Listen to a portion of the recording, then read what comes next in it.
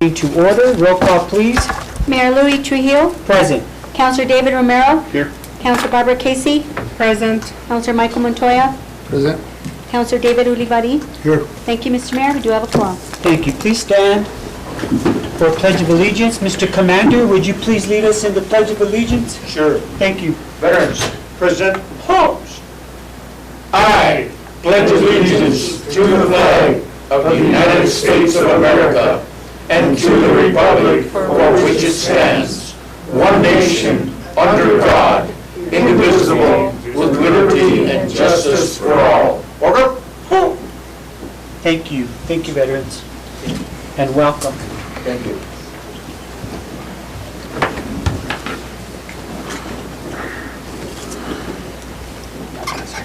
I'd like to, just a quick moment of silence for the people who are dealing with all the flooding.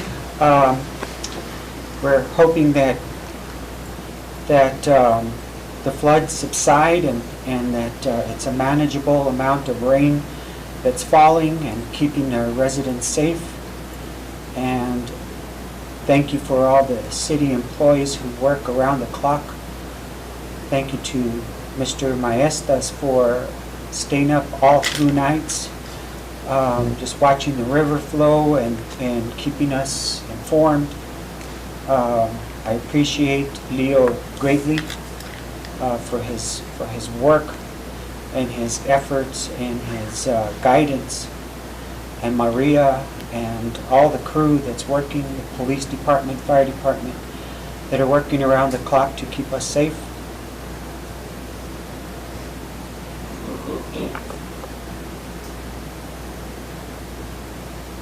Thank you.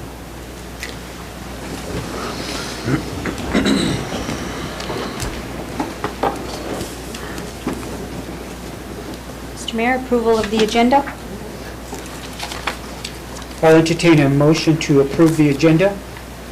Mr. Mayor, I move approval of the agenda. There's a motion on the floor by Dr. Casey. Second, please. Second, Mr. Mayor. Second by Mr. Montoya. Roll call, please. Councilor Ulivari. Yes. Councilor Montoya. Yes. Councilor Casey. Yes. Councilor Romero. Yes. I have a motion by Councilor Casey, a second by Councilor Montoya. Thank you, Mr. Mayor. Motion carries. Thank you. Next, we have public input. We have one that's signed up in person, and then I have two to read into the record. Very well. Thank you. We have Mr. Frank Casey talking about veterans. Welcome, Mr. Casey.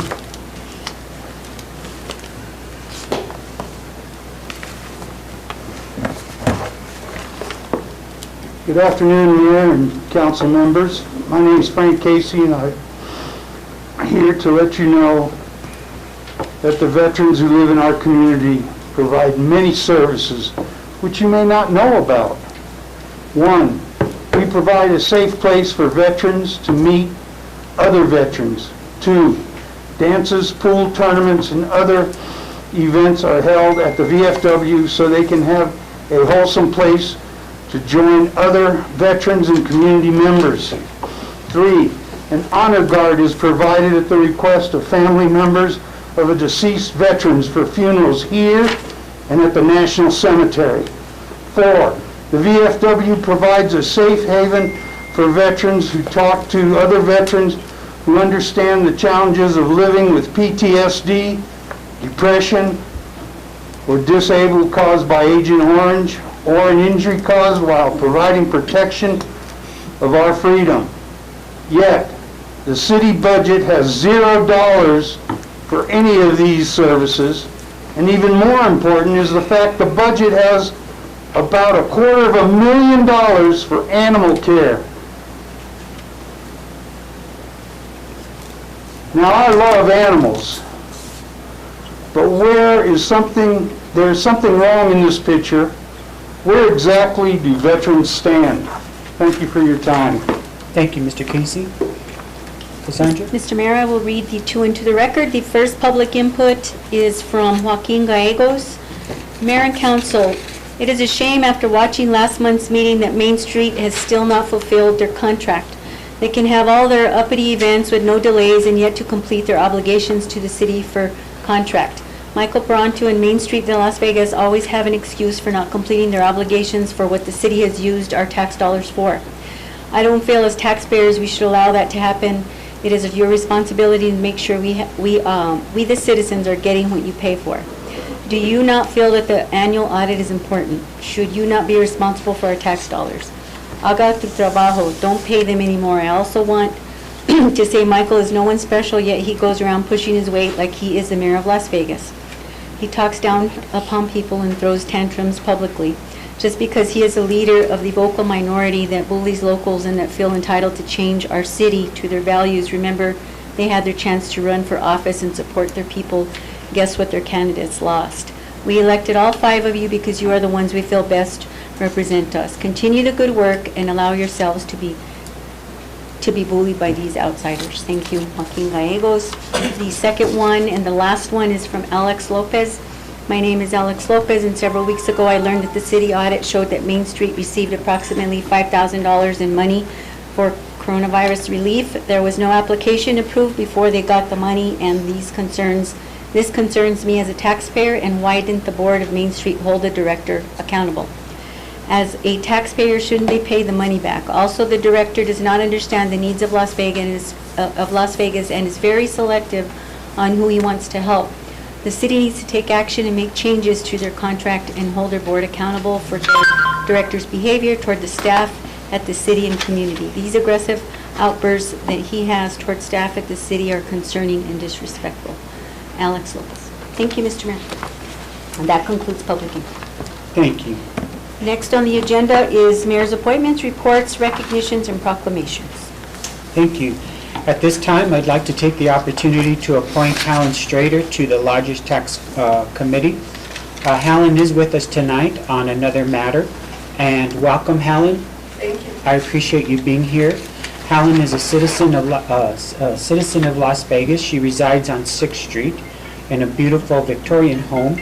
She recently moved out from Colorado, most recently, where she operated a real estate company and a bed and breakfast. She reached out to me via a personal written letter asking to serve on one of our boards and commissions. So I took the opportunity. I served with Helen on the board of the Samaritan House years ago, and I know she's a very hard worker and committed person, and I think she'd be a great addition to the Lodgers Tax Board. Are there any questions? Comments? Thank you.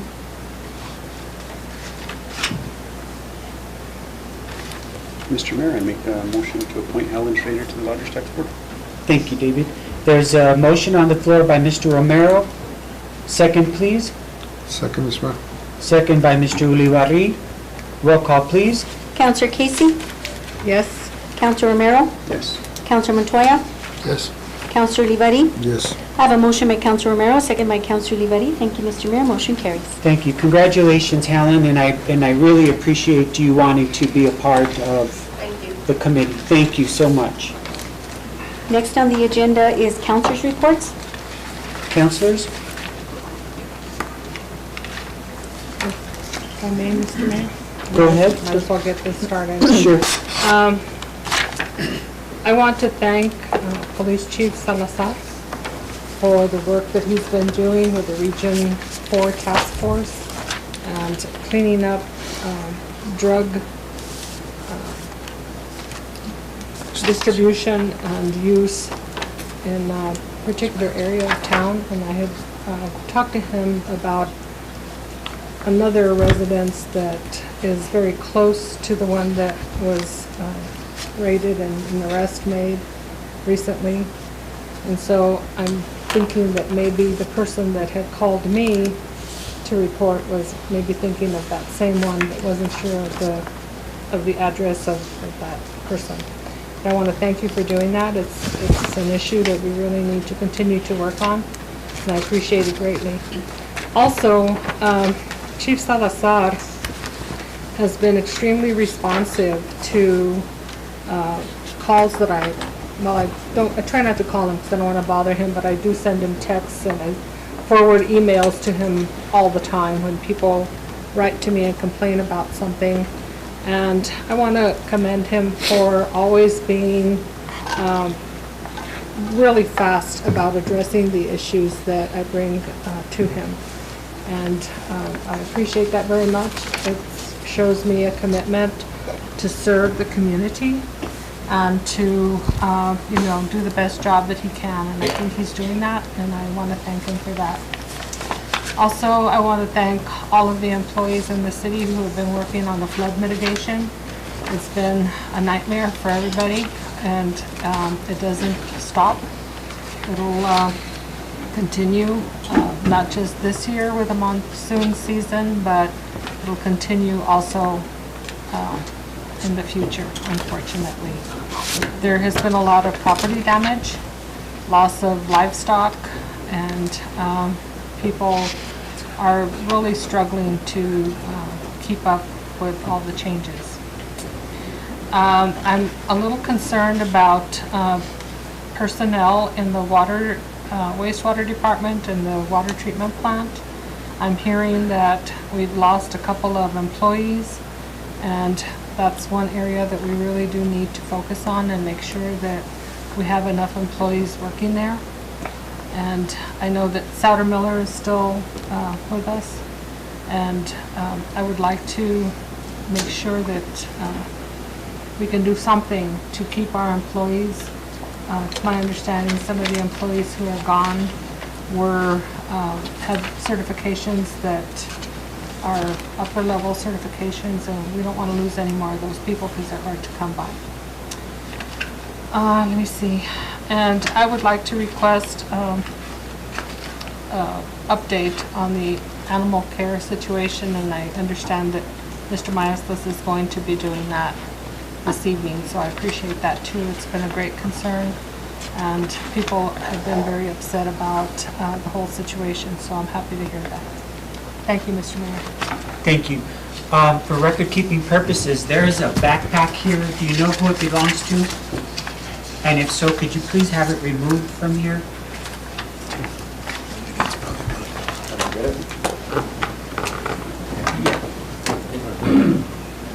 Might be crew ticks from yesterday. From someone's board meeting? Yeah, yesterday. Crew ticks. Oh, crew tick vodka. Thank you, I'm sorry. Paranoid these days. It's not a vodka. Can't be too safe these days. Not everybody loves the mayor. That's the next order of business. Oh, council? Mayor, some of us do. Okay. Thank you. Anyone in council reports? Mr. Montoya? Yeah, basically I just want to notify actually the residents that the city of Las Vegas, our city attorney and our city manager will be working on an ordinance for RV parking within our city parks, and we'll be discussing that on our next Wednesday's meeting. And then the other subject is I've gotten calls for the last 2 years actually on roadway up on 8th Street extension, and this basically it's about striping and about potholes and about bar ditches. And again, to those residents that are listening in, our city manager is working on that and setting up a meeting with the county to see where we go with that road, and so we can get some ownership of it, the county as well as the city, and move forward on that projects on those roads.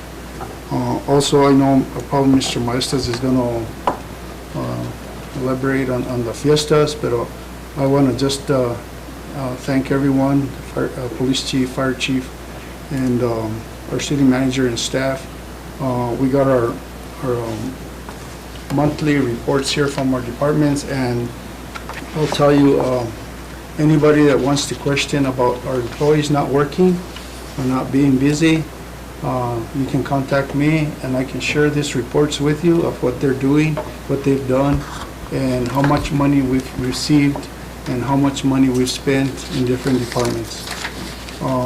It's a whole stack of projects that every department has done through the whole month of July so far.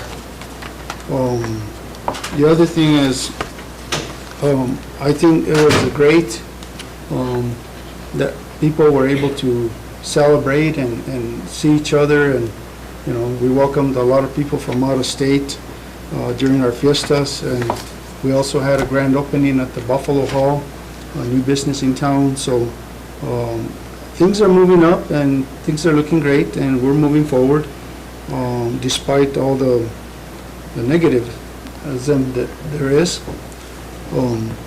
We're going to stay focused on moving this city forward. I also got the opportunity, Mr. Mayor and Council, to visit a couple of the games that we had on the 9-year-olds, 11-year-olds, and older kids. And 30 teams came, or 28 teams came into town, and that helped out gross receipt tax, I'm sure. But everybody was enjoying themselves, and I think I give my hats out to our recreation director and his employees for getting those fields done in short notice. We have new dugouts, and they've been watering the grasses and keeping them up to par and stuff. I know we still have a long ways to go. The parking area and the playground equipment needs a lot of work and so forth. But I think everybody enjoyed themselves throughout the whole week. And I think I congratulate all winners. I don't know who landed up on top. I think it was Las Vegas, if I'm not mistaken. It's Las Vegas. And then I think Taos. But on another note, due to the fire, I was made aware at our airport committee meeting yesterday that, the airport was shut down for 14 days, and some of that had nothing to do with the city, due to regulation, federal government regulation, and the FAA and the state forestry. But we had, for 14, 15 days, we had 250 personnel that were stationed there, that were working out of there, and we, the city of Las Vegas was able to have gotten 14 aircrafts that used that airport during this fire. And we, out of those sales of fuel, we received $35,700 plus another $34,800 for a total of about $80,000 in fuel sales that goes into our airport budget. And it's important that we continue to support our airport and fund it and keep it open for tourism as well as for emergencies such as this one.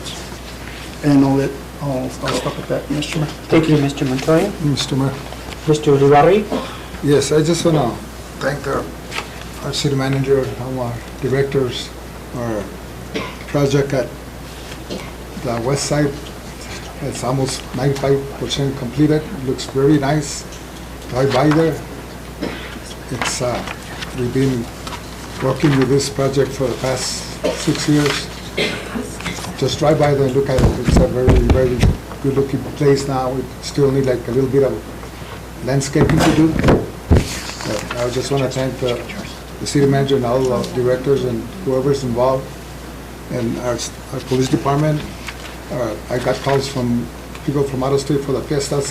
They loved it. We had big crowds out there.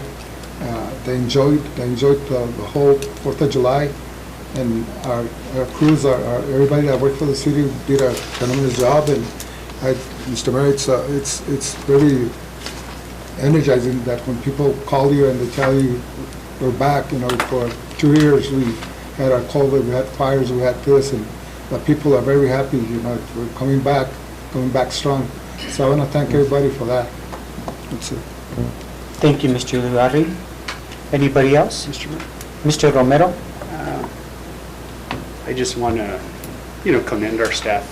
Like Councilor Montoya said, there's so much criticism with what's going on, and like if nothing's going on with the city, everybody's here twiddling their thumbs and doing nothing. And I wish that they would follow our directors and city manager and follow them for a day, be in their shoes and see what they go through.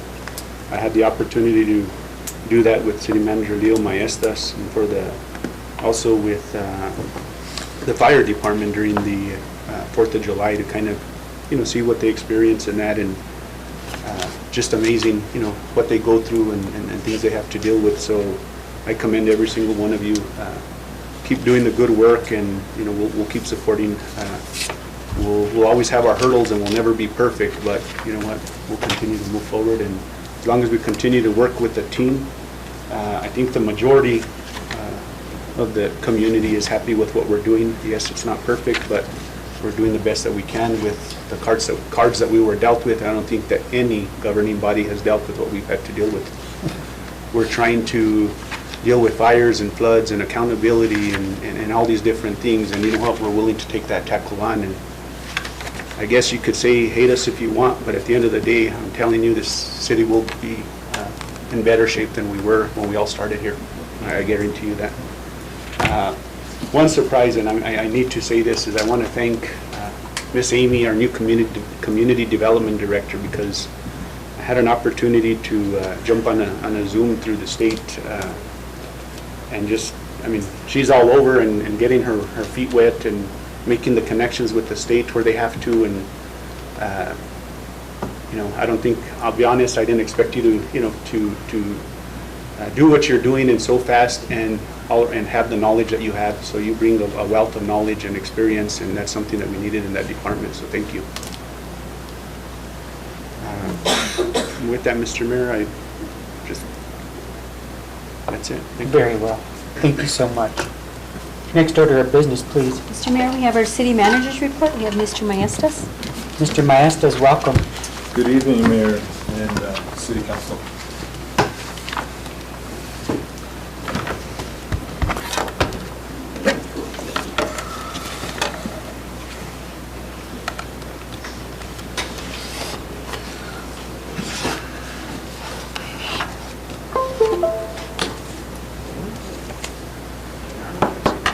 So I'd like to start with a quick briefing on where we're going with the animal care center that we're projecting to have open with a soft opening by Friday. We have hired 3 individuals to work at the facility. We have an animal care center manager and 2 tech positions. They've all been interviewed. They've all gone through our screening process, and we're ready to hit the ground running with that. Obviously, it's been under 2 weeks since we've acquired back the facility. Prior to us opening the facility or taking back possession on July 1st, we had our self-insurance fund, which is our insurance company, come in and do, along with our safety officer, do an assessment of the building. They identified some hazards within the building. We had a contractor start on Saturday morning to address all these hazards in the facility. They should be done by tomorrow afternoon, so we can hit the ground running by Friday. Again, we've tried to condense that time frame that's under 2 weeks of us having the facility and trying to get it up and running. So again, bear with us. It's going to be a growing process. The city has not run a facility, animal care facility, in over 10 years. So there's a lot of things that we need to learn on our part, along with the assistance of the community. But we do have some highly qualified individuals that have applied for these positions. They have a lot of certifications that are already needed. We have close communication with APNM, which is Animal Protective Services in New Mexico. They've opened the doors to a lot of resources, offering us scholarships to our employees to get trained, not only the employees in the center, but also employees that are doing animal control out in the field. So with that, I'll move on to a few other things.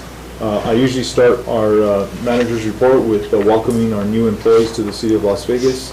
We're starting with Miss Amy Weiser in our community development, Mr. Sean Gomez, maintenance worker 1, Cody Jaramillo, recreation specialist, Rhonda Cedillo, transit officer, Judy Montaño, driver and helper in the senior center, Adolf Lemos as a firefighter, and Debbie Gallegos as a driver at our Becos facility, senior center facility. Moving on to some of our road projects that we have ongoing. As everybody may know, the northern part of Lincoln has already been completed. The contractor has now moved on to the southern portion of the project, which encompasses new sidewalks, new areas for vegetation, and along with new electrical that's going in there for lamp posts. So they moved on to that. They should be completed by the end of July. Once we have identified the amount of funding that we have left over for the project, we're working with the contractor to get quotes on the either asphalt or colored concrete, which was in the original plan. If we have enough money for that, we'll move forward with getting the colored concrete down the roadway. Moving on to the project that Councilman Ulaveri had mentioned, we're just about to close out that project. We did have enough funding to go ahead and pave, mill, and overlay the West National portion going up towards the project, which is on Romero and Salazar. This is, I left the award letter there in your packet.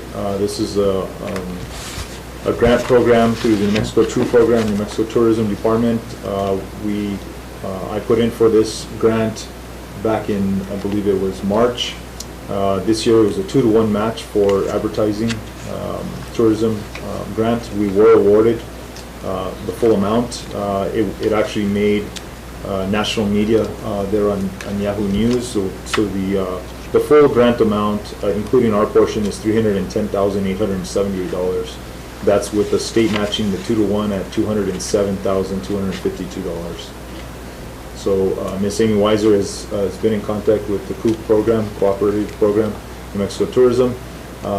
She's hitting the ground running with this package that we're awarded for this year, which includes still photography, videography, and a slew of other magazines throughout the Southwest, Southern Colorado, and West Texas that will be advertising to welcome people to come into the city of Las Vegas.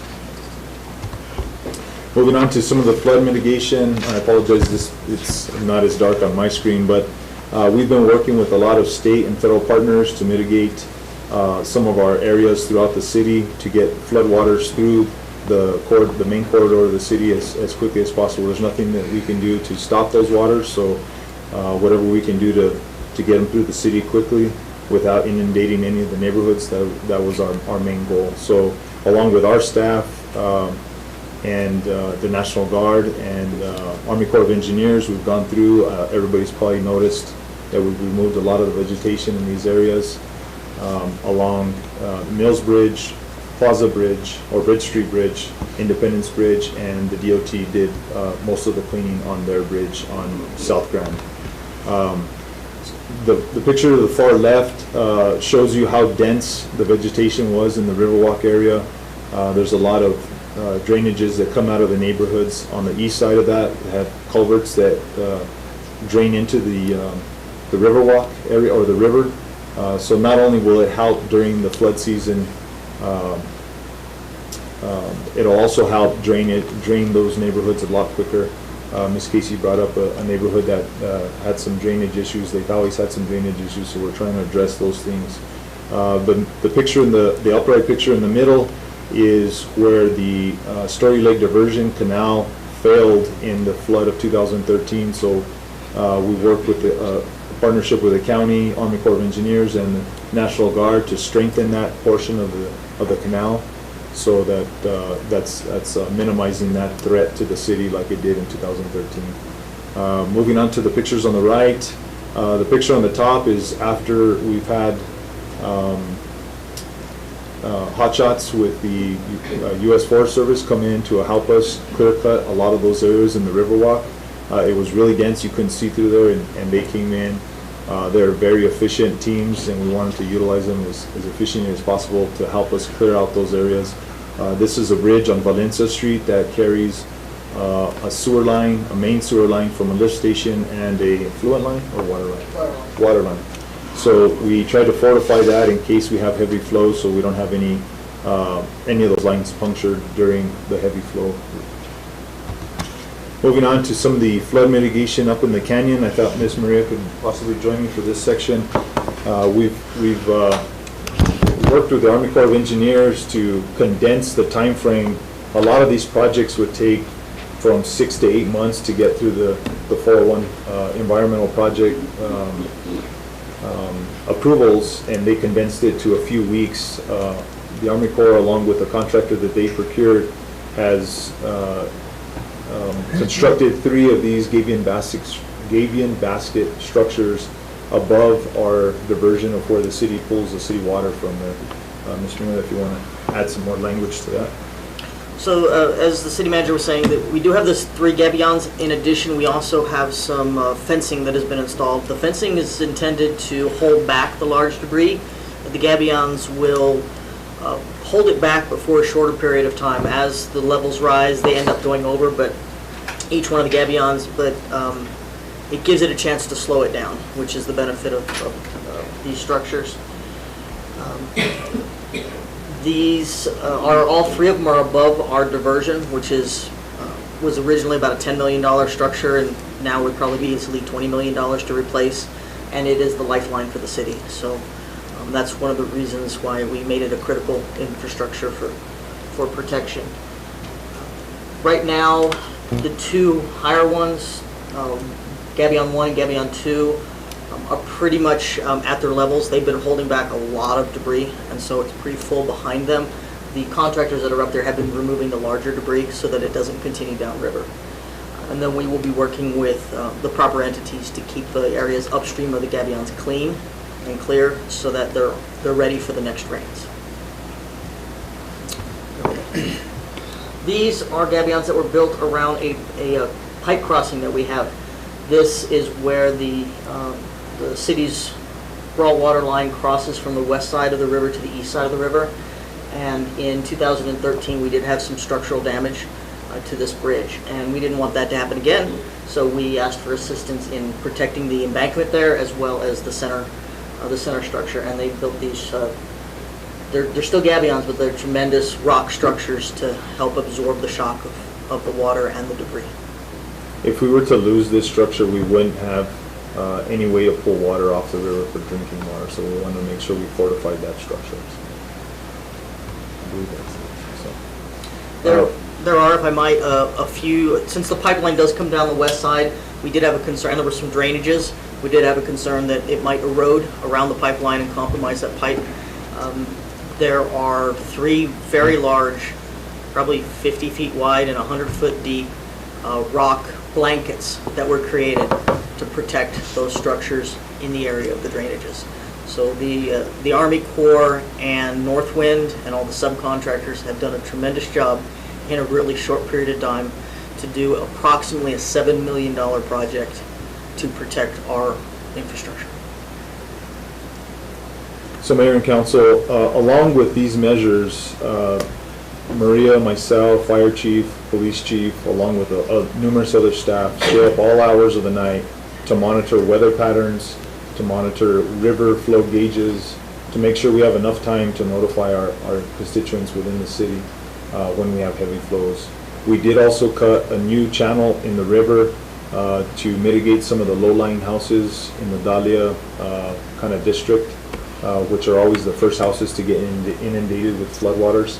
So we pushed the river back over to the east side of the embankment, which is closer to the Riverwalk, where it used to always flow. Being that we've seen some heavy flows, including last night, we didn't get close to any flooding any houses. So it's buying us time. So we're able to get more capacity through the city. I think. If I might, the purpose of that would be, Story has the potential to store 800 acre-feet of the city's water for us to treat, and we need to keep that water as clean as possible. It is raw water, but we need to keep it as clean as possible to allow it to be treated. So what we're doing is we're trying to minimize what goes into Story when it's extremely high turbidities. And to give you an idea, we treat water at anything less than 10 NTUs. We try and do it 2, 3, and 4 is our goal. The turbidities on a good day in Story now can be 60, 70, or 80 NTUs. That's not treatable with our system. As it's coming down the river, it can be 1,000 or more NTUs. And so the city is working on that balance to make sure that the health and safety of the community is there by providing water, providing treatable water and healthy water for the community, as well as doing everything we can to help protect structures. So this is giving us, all the work that was done is giving us that room to continue to minimize the dirty water, the turbid water that goes into Story, to give us that ability to be able to treat it as it settles out. Can I ask a question that I've been asked? I know that we're not pulling any water off the river and sending it to our reservoirs. How are our reservoirs doing with this rain? Did we gain any storage? I know that at the beginning of all this, they were full, and how's that situation? So, and I want to make sure I express this clearly, that it's a unique situation where we have 3 reservoirs, Story, Bradner, and Peterson, and then the river is our source. Because we had contractors in the river doing all this work for the last 6 weeks or so, they were in that river 10, 12 hours a day. They were also stirring up the soils. They are now out of the river, and so what will happen is we'll have these storms where we get high turbidities, and then we will have gaps in between where we'll be able to take water off the river to replenish what we've been taking out. So right now we have been living off of Bradner and Peterson during the last 6 weeks to provide water for the community, and I expect very soon that we will be able to replenish that 6 weeks of water that we did use that came directly out of the river. Do rain events fill up the reservoirs? No. Or not so much? No. Yeah, I know it's the surface. Yeah, it's actually per our permit, we're not allowed to take rain into the reservoirs. I mean, we actually get it, but we have bypasses around the reservoir for that purpose. Rainwater would be intended for agricultural and other entities. We have to account for the volume of water we take off the river to meet our permit requirements. So all of it is currently piped off the river. So I'm expecting in the next few weeks, as we get between these storms, that we will be taking water off the river. We did have water in what's called the Sed Basin. We let it set for a lot longer than we normally would, and we've been able to transfer from that water into Peterson. We are using some of the water in our reservoirs, and that's why we're working on 2 things. One is to get the contractors out, harden our infrastructure, get them out of the river so that we can start taking water back off the river. In addition, we're working on pre-treatment facility. We've always kind of known that we're going to need a pre-treatment facility because the ash is so impactful. And so we've been working with multiple engineers, and we have a vendor, it looks like, that does have the trailer-mounted system that we're going to need. I'm meeting with our engineer and that company on Friday to get the 2 of them together to get this equipment here as soon as possible. We're also working with Is that for the lake? That'll be for Story Lake, yes. That is where the largest portion of our water that is in poor condition is being stored, and that'll be the most beneficial use for that pre-treatment. So by this Friday, we'll make a lot of progress having that communication and knowing how long it'll take to get the equipment here. And we're also communicating with different entities, whether it's FEMA, DHSEM. I'm going to have a talk with the city manager about reaching out to the Legislative Finance Committee, the governor's office, those that have offered us assistance and financial assistance. Now that we know what we need, now that I have a quote, we have something to work off of for being able to treat the water.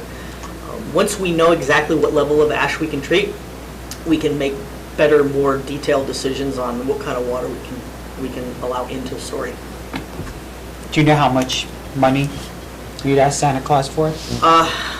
The treatment system, along with the technicians to install it, without addressing the removal of the waste, there will be a lot of waste that will be generated from this, is going to be about $1 million for 6 months. That will change once the equipment's installed, and once the equipment's hooked up. I couldn't tell you what the next 6 months will be just yet. The initial 6 months will be roughly $1 million. Per month? No, for the 6 months. Okay. So Mayor and Council, during these, not only do we monitor these rain events and weather patterns, we also gather data, how long it takes for these heavy flows to go from our rain gauges up in the canyon to hit our diversion canal to Story Lake and how fast it gets into certain points within the city. So we can use that data for future reference when we have heavier flows, so we can get into these neighborhoods to notify residents. The other thing I wanted to mention, and Maria kind of touched base on it, is that our water system is very delicate. We're always in a constant balance between contaminating our reservoir, our storage in Story Lake, versus trying to get those dirty waters, contaminated waters through the city out of our system. There's a lot of social media posts that are going on that we're not opening canal gates. Again, they're not our gates, so that's clear. But we are in a partnership with the Story Lake users, the state water engineer, to make that agreement that when we get to that threshold where it's life safety, then we would have to make that decision to contaminate the lake water. But we're not at that juncture yet, so that's where we're always constantly balancing. So. Thank you. I think that's it as pertaining to this. I wanted to touch base on a couple things real quick. One of them is that with Mr. Robert Archuleta's assistance, he's able to manage all our capital appropriations, and he's already received back from the state $660,000 in capital appropriation monies, reimbursements back to the city on projects that we're working on. One last thing to touch base on, the land and equipment use agreements that Councilor Montoya spoke about. When the U.S. Forest Service came in, they wanted to use the airport, they wanted to use some of our equipment, they wanted to use our fairgrounds property. I'll have all that data, including the data that Mr. Montoya mentioned, in next month's meeting. Along with, I'll gather all the data for expenditures and what came in tied to the Fiestas event in August's meeting. With that, I'll stand for any questions. Not so much a question, Leo, but just a message of gratitude to you and your leadership. I know I tell you all the time, but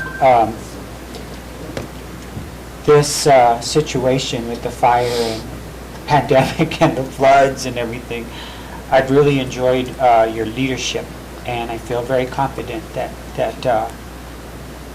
you know, you're the one that's standing out there at the diversion dam at 3 o'clock in the morning and sending text messages, and along with Maria and the police department, and just to keep our residents safe. And I can't thank you enough for the work that you do, Mr. Maestas. I really appreciate you very much. Thank you. I think we owe it to our community to wear their homes and their lives on our shoulders. That's what we were hired to do, and that's what we're going to continue to do. Thank you, sir. Mr. Mayor. I think we all appreciate it. Yeah. Thank you. Yeah, I think we all do. I'm sure we all do, and I know we all do. But you know what? I want to recognize somebody in the audience here, and that's your dad, your father, Mr. Jose Maestas. Thank you for lending us your son over here. You did a good job, you and your wife. But you know, Mr. Mayor and Council, I've gone up there and I've seen the engineers work at what they do, and they're the experts. So, you know, these companies, they're hired, and these people come from different kinds of states. All different states, they come together. There's one chief, he gives the orders, and things get done. And it's amazing that in 7 weeks they were able to build this, and normally it takes, like Maria and our city manager said, 2 to 3 months to do. And these guys knew the importance of saving a community. And I wish that someday maybe we could bring them out here when they're done, and just to recognize them and thank them, because they did a heck of a job, I'll tell you. I've done that kind of work myself, and we took years to do when we did Montezuma Bridge with Bob Gerhardt at that time. But these guys, they were on the ball, they were working long hours, and they did change shifts and so forth, but they did an awesome job. And I'll tell you, when this fire started, the leadership that I think both governments, our county and our city leadership, have demonstrated and continue to demonstrate, and the people that we have gotten on board, as our directors in the city. I mean, I think you guys are all, outstanding, and I'll tell you, you guys are professionals at what you do. And I'll tell you, you're not thinking about yourselves, you're thinking about the community. And that's where all thoughts should be geared at, the community. And I tell you, I couldn't be more prouder than anybody else on our staff and the police department, fire chief, and economic development director. Like Councilman Romero said, she's already hit ground, and she's already, she's got some stuff on the agenda already. So, I just can't, like the mayor said, emphasize how we feel. It's hard for us to express our feelings all the time and tell citizens when everybody's over here kind of telling us this, and the other. They don't understand that the water system is not a one-day thing or a one valve thing. It's not opening the faucet at their homes. It's got many parts to it, and it's got too much regulation, and it's got too much of everything.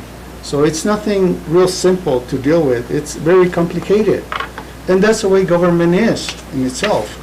But I won't preach to the choir, but I just want to thank you and appreciate all of you for the job that you do every day, and take the heat for us sometimes, and we take the heat sometimes too, but we move forward, and thank you, Mr. Mayor. Thank you, appreciate that. Mr. Mayor, I just want to add to Romero? this, and I know, even now with the flood mitigation, there's some upset people about the Riverwalk, and at the end of the day, you're not making the decisions on your own. You're consulting with the Environment Department, all these different entities, and then making those decisions. You're not focusing on keeping one person happy because, a place was, the shrubs were cut off or anything like that. It's a bigger picture, and sometimes that's the hardest part. I wish our community saw the bigger picture, not just the one item or two items that, that they're focused on. There's so many, a whole big picture that we have to deal with, and you're willing to take those, have those conversations and make those decisions, and just continue doing it, and listen to your team and keep at it, and we'll go from there. Thank you, Mayor. Thank you. Appreciate it. Thank you, Leo. Thank you, Mayor and Council. Next order of business, please. Mayor, approval of minutes for June 1st, June 8th, and June 15th, 2022. Mr. Mayor, I make a motion to approve the minutes. And may I make a correction? It's not June 1st, it's June 3rd. Sorry, thank you for that. Councilor Casey's amendment. Thank you.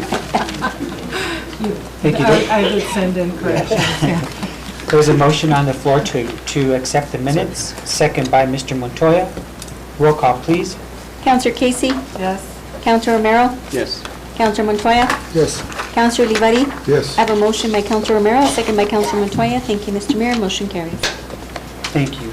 Next on the agenda, we have presentations not to exceed 10 to 15 minutes per person. Our one and only presentation tonight is by Commander Gary Ludi with VFW Post 1547, Las Vegas, New Mexico, speaking on veterans issues. Thank you. Welcome, Mr. Ludi. Thank you. Mayor and Council, it's my pleasure to approach you. This is a copy of what was to be said during the Independence Day celebration. Please take it, read it at your leisure, and don't file 13 it, because that will hurt my feelings.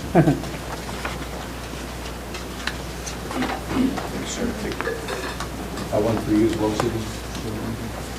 Thank you. Thank you.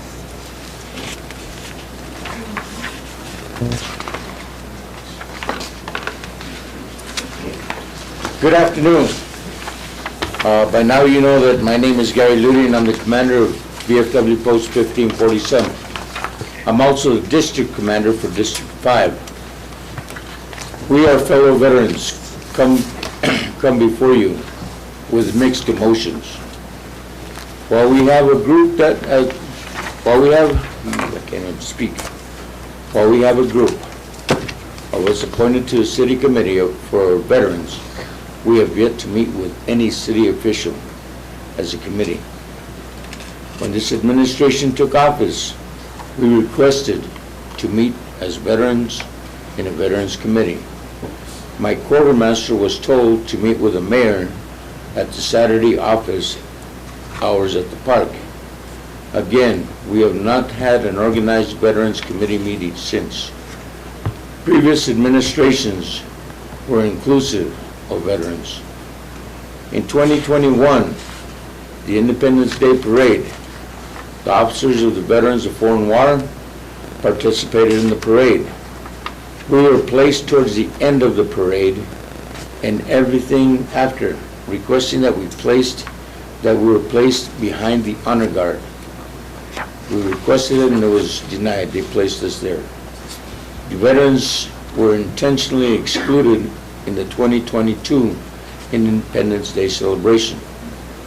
As veterans organizations, it is part of our function to promote patriotism and Americanism. It should be the priority of this community and the leaders to support and include this endeavor. The veteran ceremony that our organization are organized by the VFW, the Veterans of Foreign Wars, the American Legion, the Elks, and the Vietnam Veterans of America have been conducted with minimal support of the city. We feel that the city has lost focus of events that we as veterans who fought to give you the liberties that we as veterans hold deeply. It is not our intention to discredit the city. All we ask is to be included in events that should be. Finally, one thing you may not know about veterans. We do not blow our own horn. We don't toot for the things that we do. A lot of things that we do are done in the background without anybody knowing. As Mr. Casey stated about funerals and things like that, we don't go out there to show off or to do something. In fact, during the pandemic, we were holding food drives. We donated monetary, we donated money, period. Even though we're in a pandemic and we weren't closed, we were scratching for pennies. We put up the flags at Veterans Park. We do a lot of things that people don't notice. People will see the flags and, oh, how beautiful it is. But they're at 6 in the morning or whatever, putting up flags or taking them down. It's sad that the city, and I don't mean to discredit the city. All we ask is to be involved. All we ask is to have a committee to where we see what's going on with the city. Thank you very much, Mr. Mayor, City Council. At this time, I'm open for any questions. Could you send me a list of individuals that might be interested in sitting in a committee for the veterans? Yes, sir. Thank you. We'll get this done soon. Thank you, Mr. Yes, sir. Goody. Appreciate your attendance. Yes, sir. Appreciate your attendance, veterans. Thank you. Thank you very much, Mr. Mayor. Thank you. Council. Cassandra? Mr. Mayor, moving on to our business items. Our first item is our Main Street contract update. We have our Community Development Director, Amy Weiser. Welcome, Amy. Thank you. Good evening, Mr. Mayor and Councilors. Welcome, Amy. Thank you. So we have before us a request to look at the contract as it exists right now, which is currently expired. And Main Street de Las Vegas wanted to give us an update on those items that they hadn't completed. Reina Fernandez is here. She's the president of the board of directors for Main Street de Las Vegas, and she'd like to speak to this as well. And they've informed me what they would like to do this evening is continue this item to August 10th, where we have 2 other Main Street de Las Vegas items scheduled. We have the biennial MOU with New Mexico Main Street scheduled for that date, as well as looking at the new contract for the coming year for Main Street de Las Vegas. So they're requesting that we continue this item to August 10th. And she's here if you'd like to ask her any questions, and I'm here to answer any questions you have. Mr. Mayor? I just had one question. My question is, Mr. Maestas has the full let me get this right. We have the 2021 contract that wasn't fulfilled, and the 2022. Have those been paid off completely? No, sir. So I guess my question is going to be, it's a contractual issue, and we did come across this, and it's on page, I believe, 23 or 24 of the annual audit, where we paid for services before the services were completed, and we're back at that issue again. So my question is, payment, are we going to discuss that next month? Because August, that's already 2 months that we haven't. Yes, so normally when contracts end, it usually takes about a month and a half to close out those contracts, being that it ends June 30th. I have a question, Mr. Mayor. Go ahead, Barbara. I just have one question. With this break in contract, will the work that they're doing continue? So my understanding is that the outstanding items from the current contract, they have every intention of finishing those. Mr. Peranto mentioned by September 30th, but I know the board this evening told me their intention is to finish those much sooner than that. So their intention is to finish those outstanding items. I did send in some questions to Mr. Peranto, and I'm concerned about the handicap accessibility for on the benches, and I did send him the dimensions that are necessary for people who have handicaps. If they're too low, people can't get up from them if they have a disability. And so if we're going to be spending that kind of money on benches, let's get some that people with disabilities can also enjoy. So, and he was very quick about responding to my questions, and I appreciate that. But I was concerned about the break in the contract, so I'm glad to know that they're continuing to work on that. Okay, thank you, Mr. Mayor. Thank you. Mr. Montoya? Yeah, thank you, Amy. So how does the fire and rain delay this progress on this scope of works? I think you'd have to ask Mr. Peranto about that, or the board. I know that one of the projects was the facade squad, and so I don't know if it was, the rain that delayed some of the painting that was involved. I know there was some issues with getting materials, getting things donated, as everybody's resources were scarce. But for more detailed information, I think you'd have to ask the board or Mr. Peranto. I don't have the full answer for that. Okay, and then on your deliverables, pages aren't numbered, but it's number 7. And it has to do with working with the community of Las Vegas, progress in the community garden. How is it, and maybe this is more related to Maria's question, but how is it possible to override an ordinance? When we have an ordinance that says you gotta have a house in order to have a water service. And is there already water service there for that garden? Or are they gonna use influent, or what source of water are they gonna use for that gardening?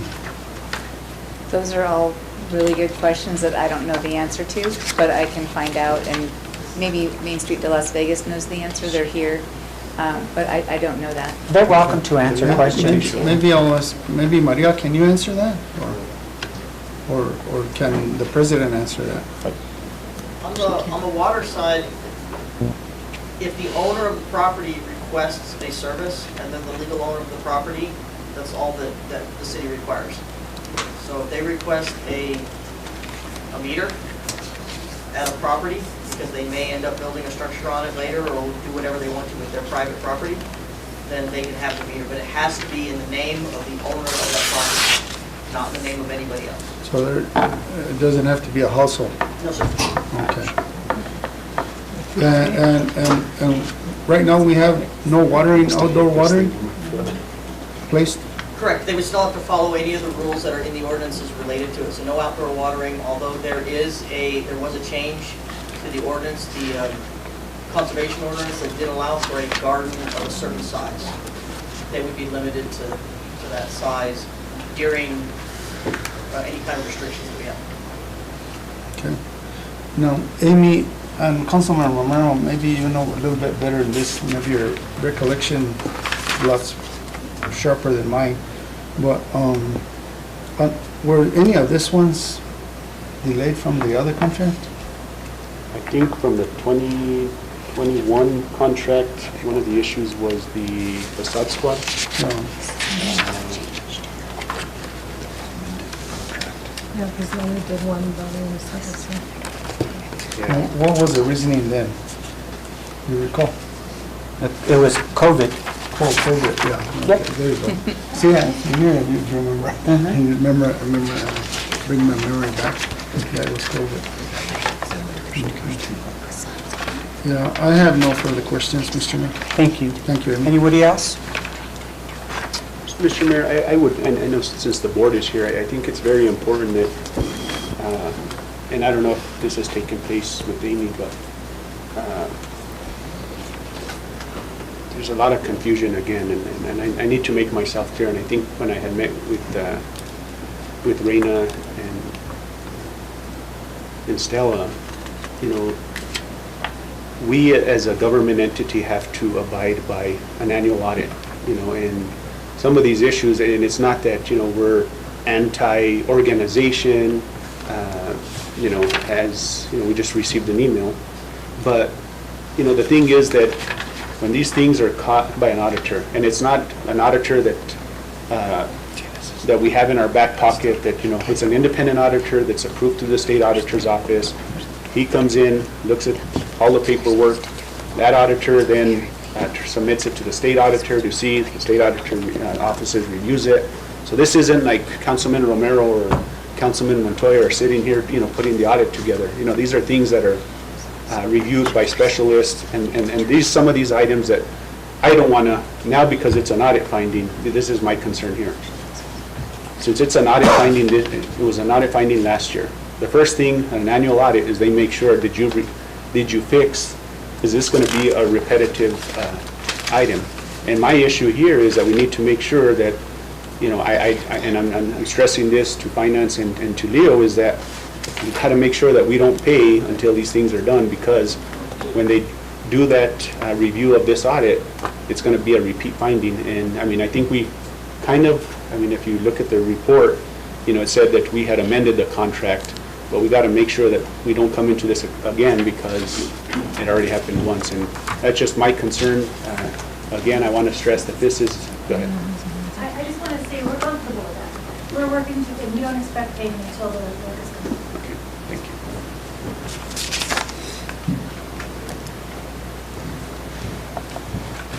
That's it, Mr. Mayor. Thank you. Mr. Mayor, I'd like to make a motion that we table this till the August meeting at the request of the Main Street folks. This one? This one? They want to have a chance to work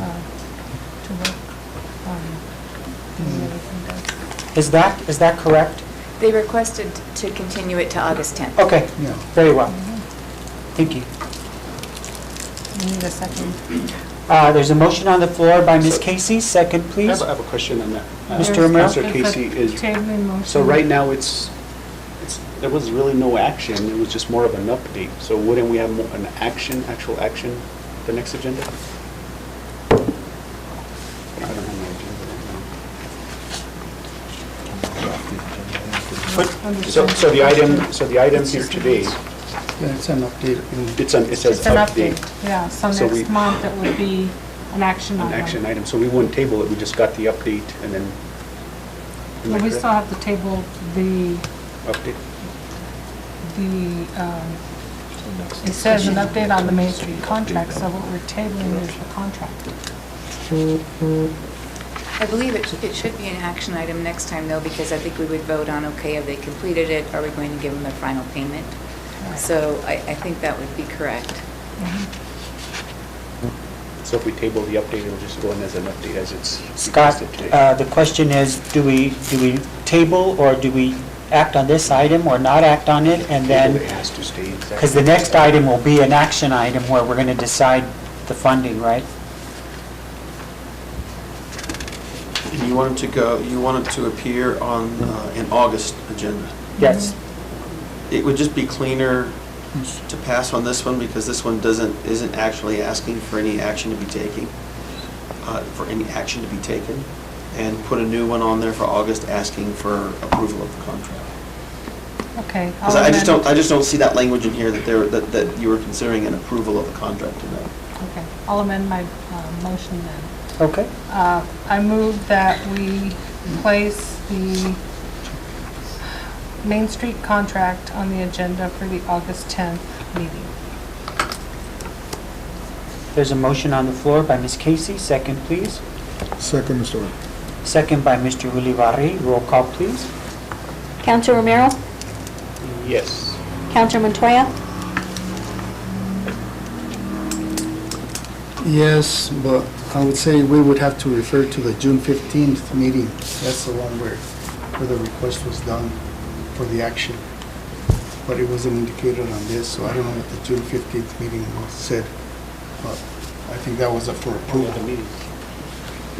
I can answer that. It was the exact same. It was the Main An Street update. contract. Oh, just an It was update. just Update. continued Okay. for this meeting. All right, good. Thank you, Cassandra. Yes. Counselor Casey? Yes.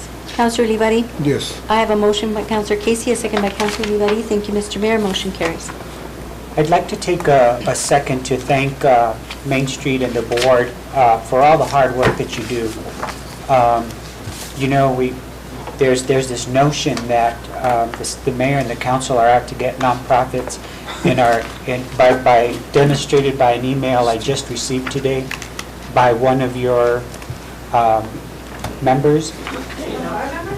Yeah. Main Street members? It's a friend of mine, I happen to know this afternoon.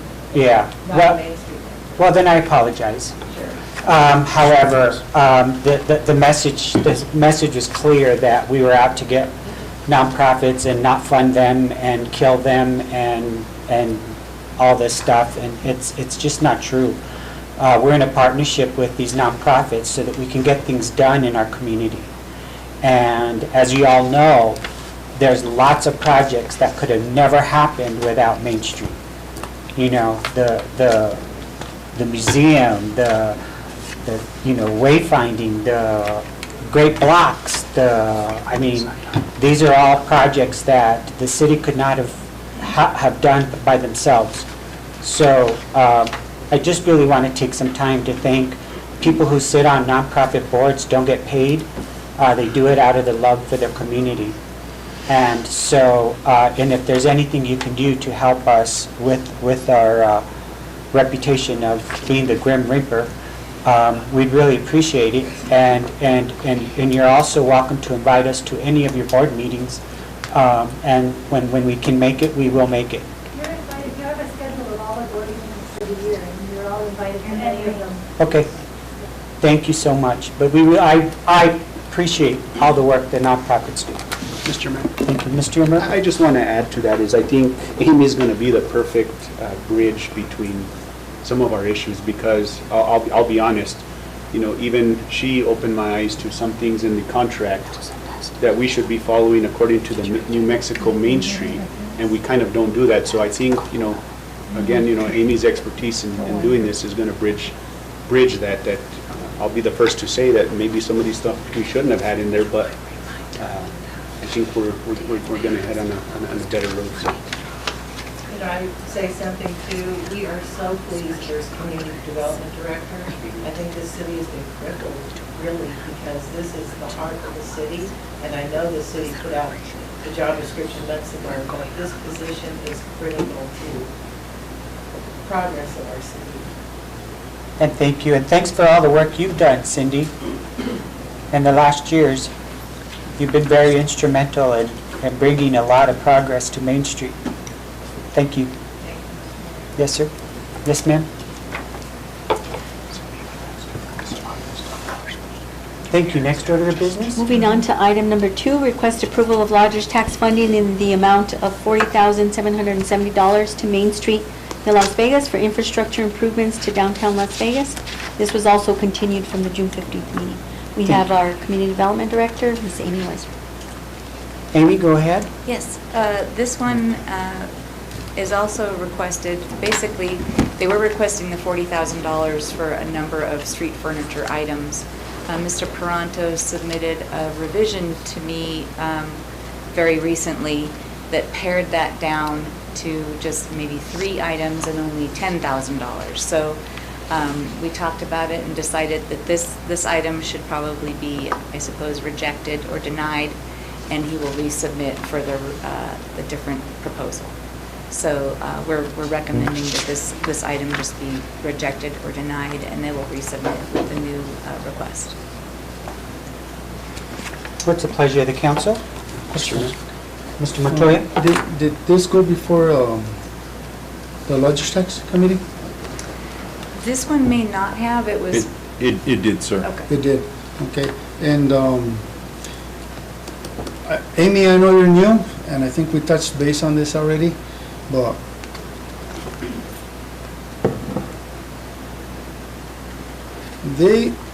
this organization, again, has their own jurisdictions, their own policies, their own model, their own mission statement, and so forth. And I'm going to say this again.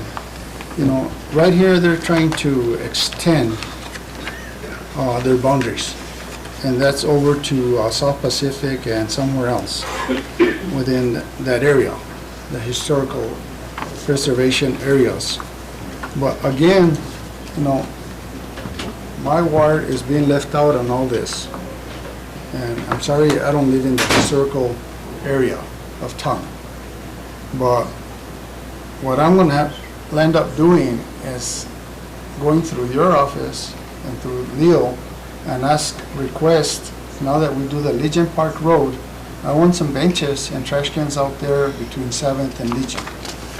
So, and by Hannah Park, because it's pretty well-trafficked area, whether on foot or on bicycle or what, on skateboards or whatever. But because over here, we're just taking care of the downtown area, and that's it. We're not reaching out to other parts of town. And I mean, if that's gonna be the case, that's fine. But I need to have some other avenue that's gonna help my ward, and so that I can answer to my constituents, is how come we don't get trash cans, how come we don't get benches versus other parts of town? Sure. So, I'm just gonna throw that out there, and then we'll work on that one. Can okay? I respond? Yes. Okay, so and we're going to be doing a study session on New Mexico Main Street and the Main Street program at the August 10th meeting, but it is a little different program. So the Main Street program, which is a national Main Street program and a state and a local, focuses on historic districts and the improvement of businesses in the historic district. So that is why the Main Street program doesn't help fund those things for your ward. However, you're absolutely right. We should look at some other funding sources to help improve areas that aren't in the Main Street program. And I agree with you on that. So I'd like us to brainstorm as a council and as a city on how we can start creating funding for those other areas of town. And I brought this up before Main Street before, and they're aware of it. And I believe Los Alamos and some other community in the state has extended away from the historical 4 districts that they have. So there's a way. There's a way of doing it. Okay. So either that, or like I mentioned, we'll go that other avenue.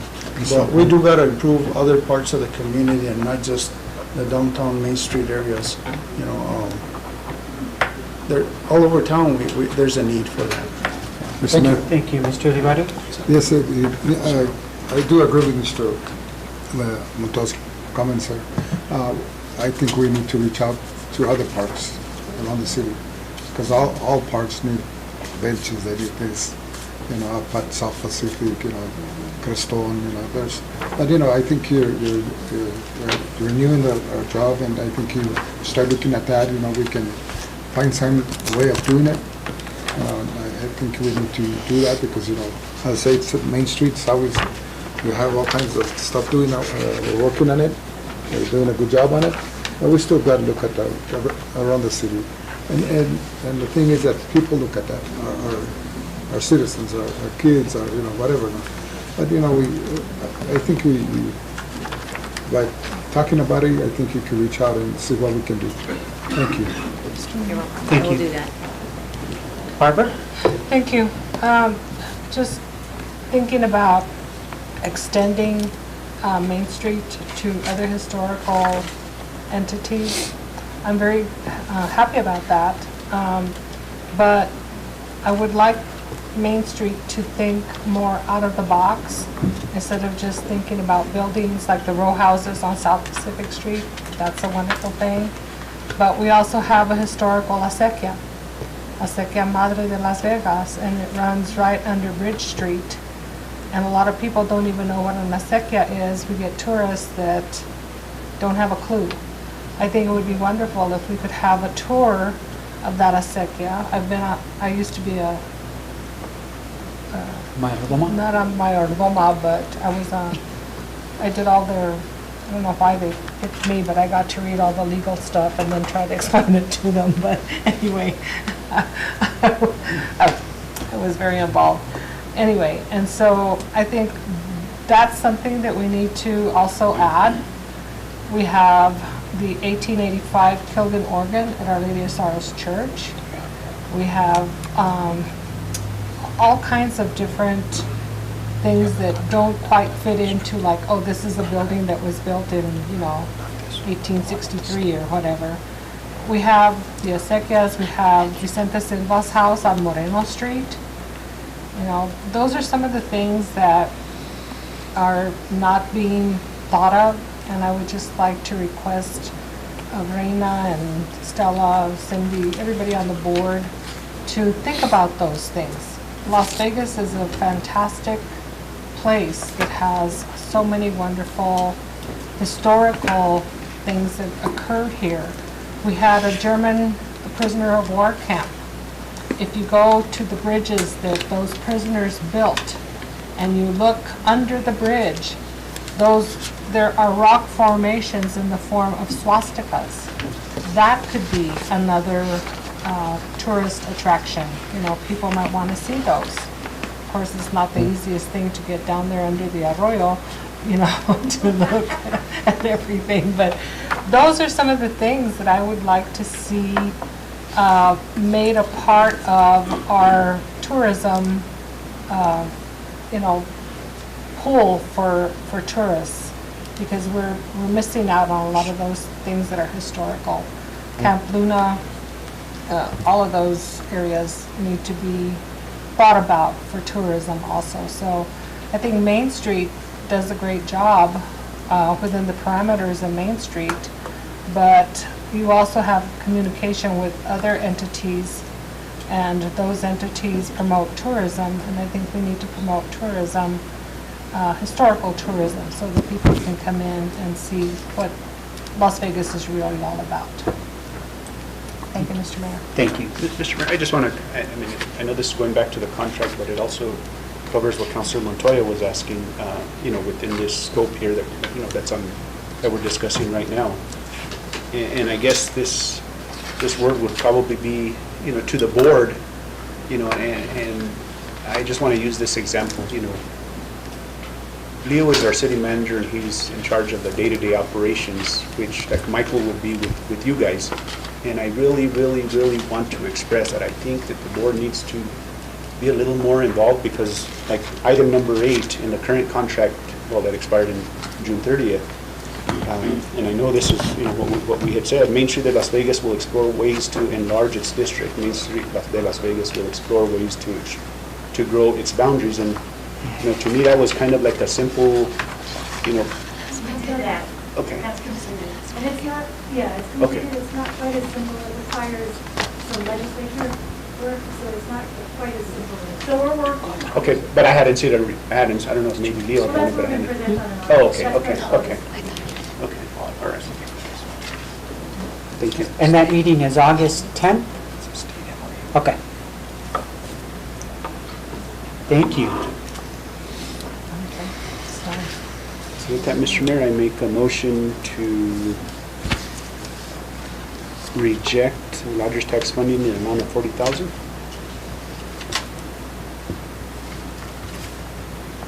And this will be resubmitted for next month? Is that the plan? Okay. I'll second that, Mr. Mayor. Okay, there's a motion on the floor by Mr. Romero, second by Counselor Casey. Roll call, please. Counselor Olivari? Yes. Counselor Montoya? Yes. Counselor Romero? Yes. Counselor Casey? Yes. I have a motion by Counselor Romero, second by Counselor Casey. Thank you, Mr. Mayor. Motion carries. Thank you. And I just want to, again, thank you, Amy, because procedurally, I know, they brought amendments to us at the end, and we shouldn't be doing that again. So thank you for, I guess, what you had mentioned, that Michael changed the amounts, and then now, so what we're doing tonight is the proper thing to do, not just, here it is, last minute, let's go for 10,000, because that's not the way it should be. So thank you. Thank you. Next order of business, please. Item number 3, request approval of lodger's tax funding in the amount of $5,000 for marketing of the Las Vegas Gay Pride celebration. This was also continued from our June 15th meeting. Ms. Weiser? Go ahead, Amy. Yes, and I'll call it Mr. Grego as well. This was continued as our application was not as complete as it should have been. So we worked on the application and submitted a revised application that you have in your packet. So we're requesting the same amount, the $5,000, and we're both here if you have any questions. Thank you. Mr. Mayor, I have a quick question. Ms. Casey? At last month's meeting, Mr. Grego had mentioned that they were going to have a fundraising dinner, and I didn't see that in this month's application, so did you change it from a dinner to a dance? Yeah, we were planning as a dance, kind of a show, dinner, dance, all combined to raise money for the scholarship. Okay, and what is the venue for that? We're looking for it. We were kind of wanting like nothing like formal, but where everybody could feel comfortable there. If we have like a formal ballroom, then maybe somebody won't feel comfortable attending. So we're looking for something in between. And will the events after the parade be taking place at The Plaza Park. Plaza Park? Yes, ma'am. Okay, not Carnegie like before. Okay. We thought about Carnegie, but then because it's a residential neighborhood, have to consider that. Thank you. I don't have any other questions. Thank you. Any other questions, comments, concerns? Yeah, Mr. Mayor. Montoya? Mr. City Manager, I know I brought this up the last time, that we need to kind of figure out and request this year's budget from lodger's tax for funding to cover events like this one, for police and fire, trash cans, Solid. bathrooms, and so forth. Where are we on that? We should have, because otherwise, if we do a lot of events throughout the year, which are good for our community, goes to C-Tax, the whole works. But what I'm saying is, it's gonna eat up our budget, our department budgets. And I don't know if the department directors appreciate that. But we should have some kind of a formality of getting a planned schedule of events throughout the whole year, and then come up with some kind of a layout from Leo to ask lodger's tax to get our 1/3% tax for the city to cover those services, instead of beating up our budgets. Yeah, we're getting numbers of the staff that we've been utilizing. We're going to get those numbers, and the city manager and myself. Because right now, out of this 5,000, we don't get anything for bathrooms, for police protection, for anything. Yeah, and Councilor Montoya, we agree with you. And the Lodgers Tax Board actually met on, I think that was yesterday, and they actually reviewed the budget for this coming fiscal year and the breakdown of where the funds would go. And in that budget, which you're going to see at your next meeting on July 20th, they approved some overtime funds, and they approved the funds for police, fire, and sanitary sewer and things like that. So you will see that next meeting. Okay.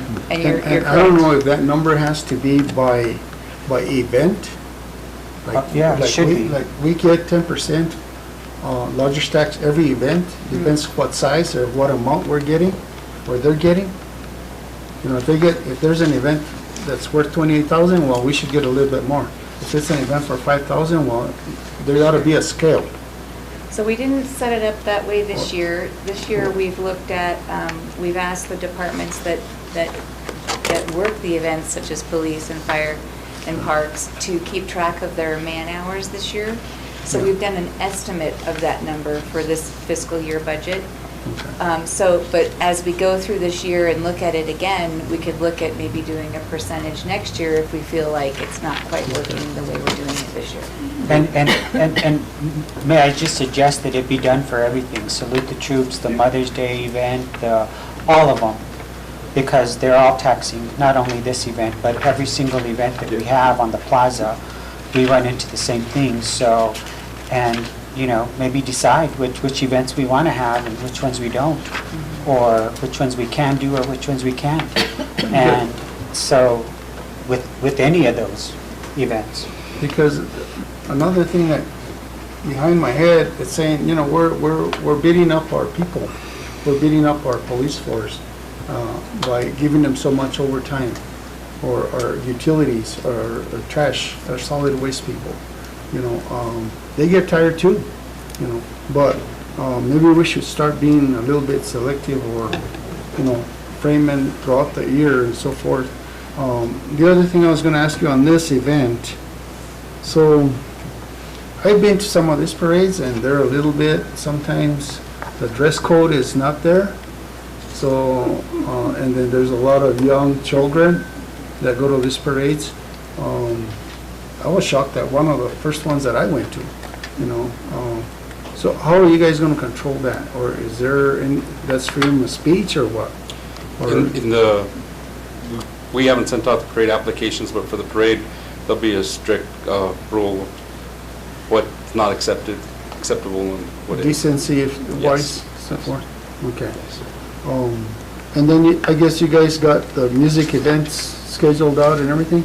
We're working on that. And are you gonna close out the park completely? We're still talking about that. Okay, because you know what's gonna happen there, right? We need to send out notifications, door to door, Signatures. signatures. Well, that's why we're ahead of the game, because it's Yeah. not till September. So I'm just giving you Yes. heads up. Yes, we will do that. Because, you know, we closed down a street for construction and to do improvements, and the phones go off the hook. And events like this, and I'm gonna say it, you know, it's pretty sad that we had the 4th of July fiestas, and a lot of businesses were closed again. You know, I don't know for what reason, maybe they don't like fireworks, but we didn't have fireworks this year. But maybe they don't like loud music, but we had a good crowd. We had good crowds every day, and they could have made some money. We asked them. There are a few, you know, a handful of stores, restaurants that did stay open. And, you know, I don't get it. You know, I really don't. I wish that everybody would just make a commitment that when we bring people from out of town, that they open up their doors. You know, people want to eat at their places, they want to shop, they want something from Las Vegas. So, so much for that. Well, okay, thank you, Mr. Mayor. Thank you. Mr. Mayor? What's the pleasure of the council, Mr. Mayor, Mr. Morales? just one comment, and I think we need to, sometimes our words up here get construed right into the community, and I think the important part is our departments need to get reimbursed for the time that we spend, because, you know, it's not, the city should be getting, you know, we're not trying to make a profit off of any of these events. It's reimbursed for the time that they put in. I think that we need to make sure that that's clear. And then I'm with Councilor Montoya on this one, is that it's critical. You know, I know, I'm speaking with one of the individuals that went door to door to do some of those things. I don't know how you could do it, because sometimes some of those businesses downtown aren't even open. So how do you do it? You can't wait at their door all day long. They're they're small business owners. You know, as a small business owner, you create your own time. I know that.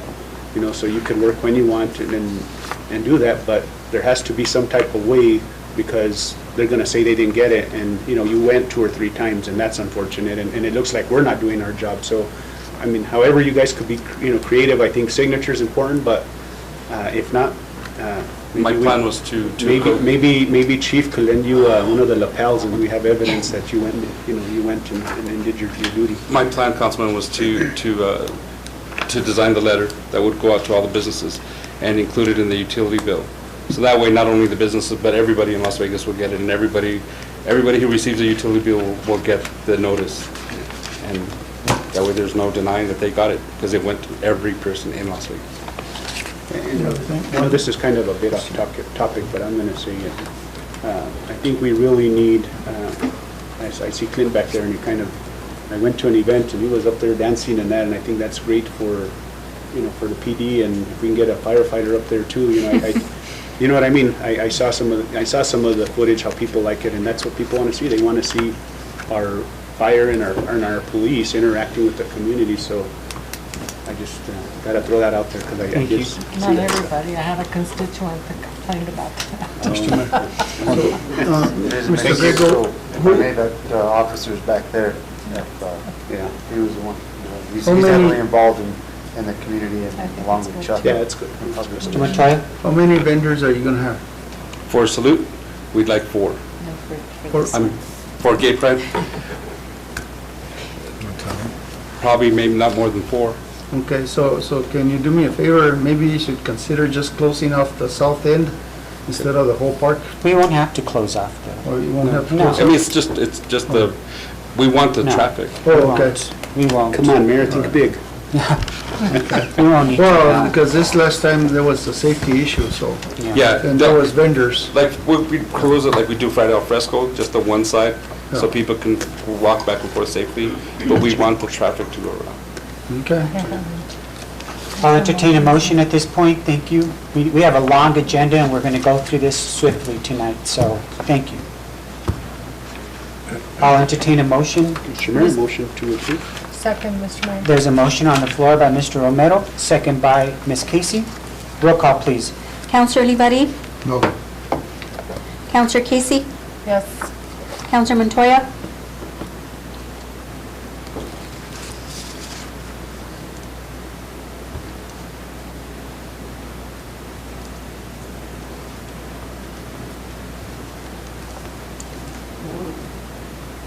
This is the first year.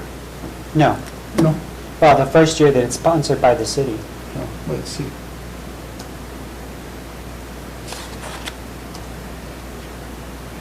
Yes. Counselor Romero? Yes.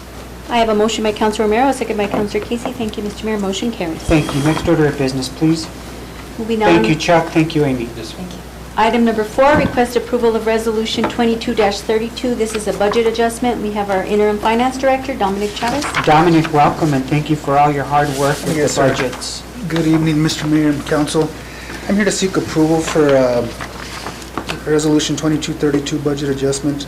This is a revenue increase as well as a revenue decrease, and it's merely for DFA purposes. There will be nothing taking place within our system. It's just merely for DFA purposes, we can get in the right funds. Did this go through the finance committee? No, sir. It did not? This 1.5 went through the Finance Committee earlier on in the year.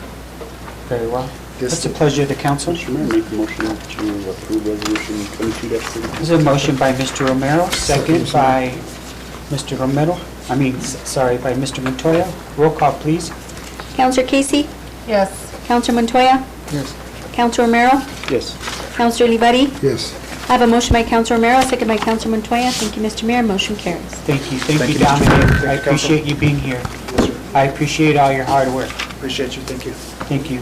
Next order of business, please. Next item is to conduct a public hearing for business items number 5 and number 6.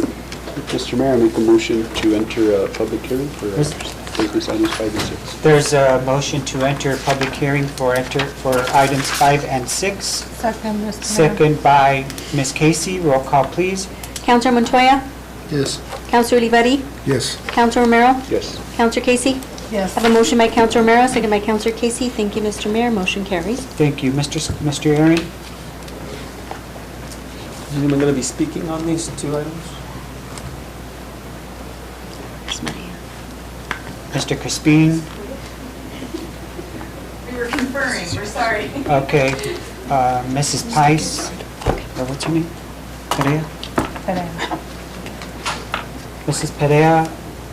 Mr. Crispin, if you're going to speak, you need to be sworn in. Welcome, sir. No, you need to stand up also, Here. Okay, can you guys, everyone who's going to speak, just hold up their right hand. I, Aye. and then state your name, please. Maria Perea. Carlos Crispin. Ellen Strader. Affirm under penalty of perjury Affirm under perjury that my testimony before council my testimony before council will be truthful. will be truthful. Thank you. Welcome, Ms. Perea. Go ahead. Thank you for having me here. Sure. And before we go on, I'd like to thank you for hiring me and community development director and knows what they're doing. Thank you. She's been a great help to me the months she's been here. That's good. I appreciate that. Thank you.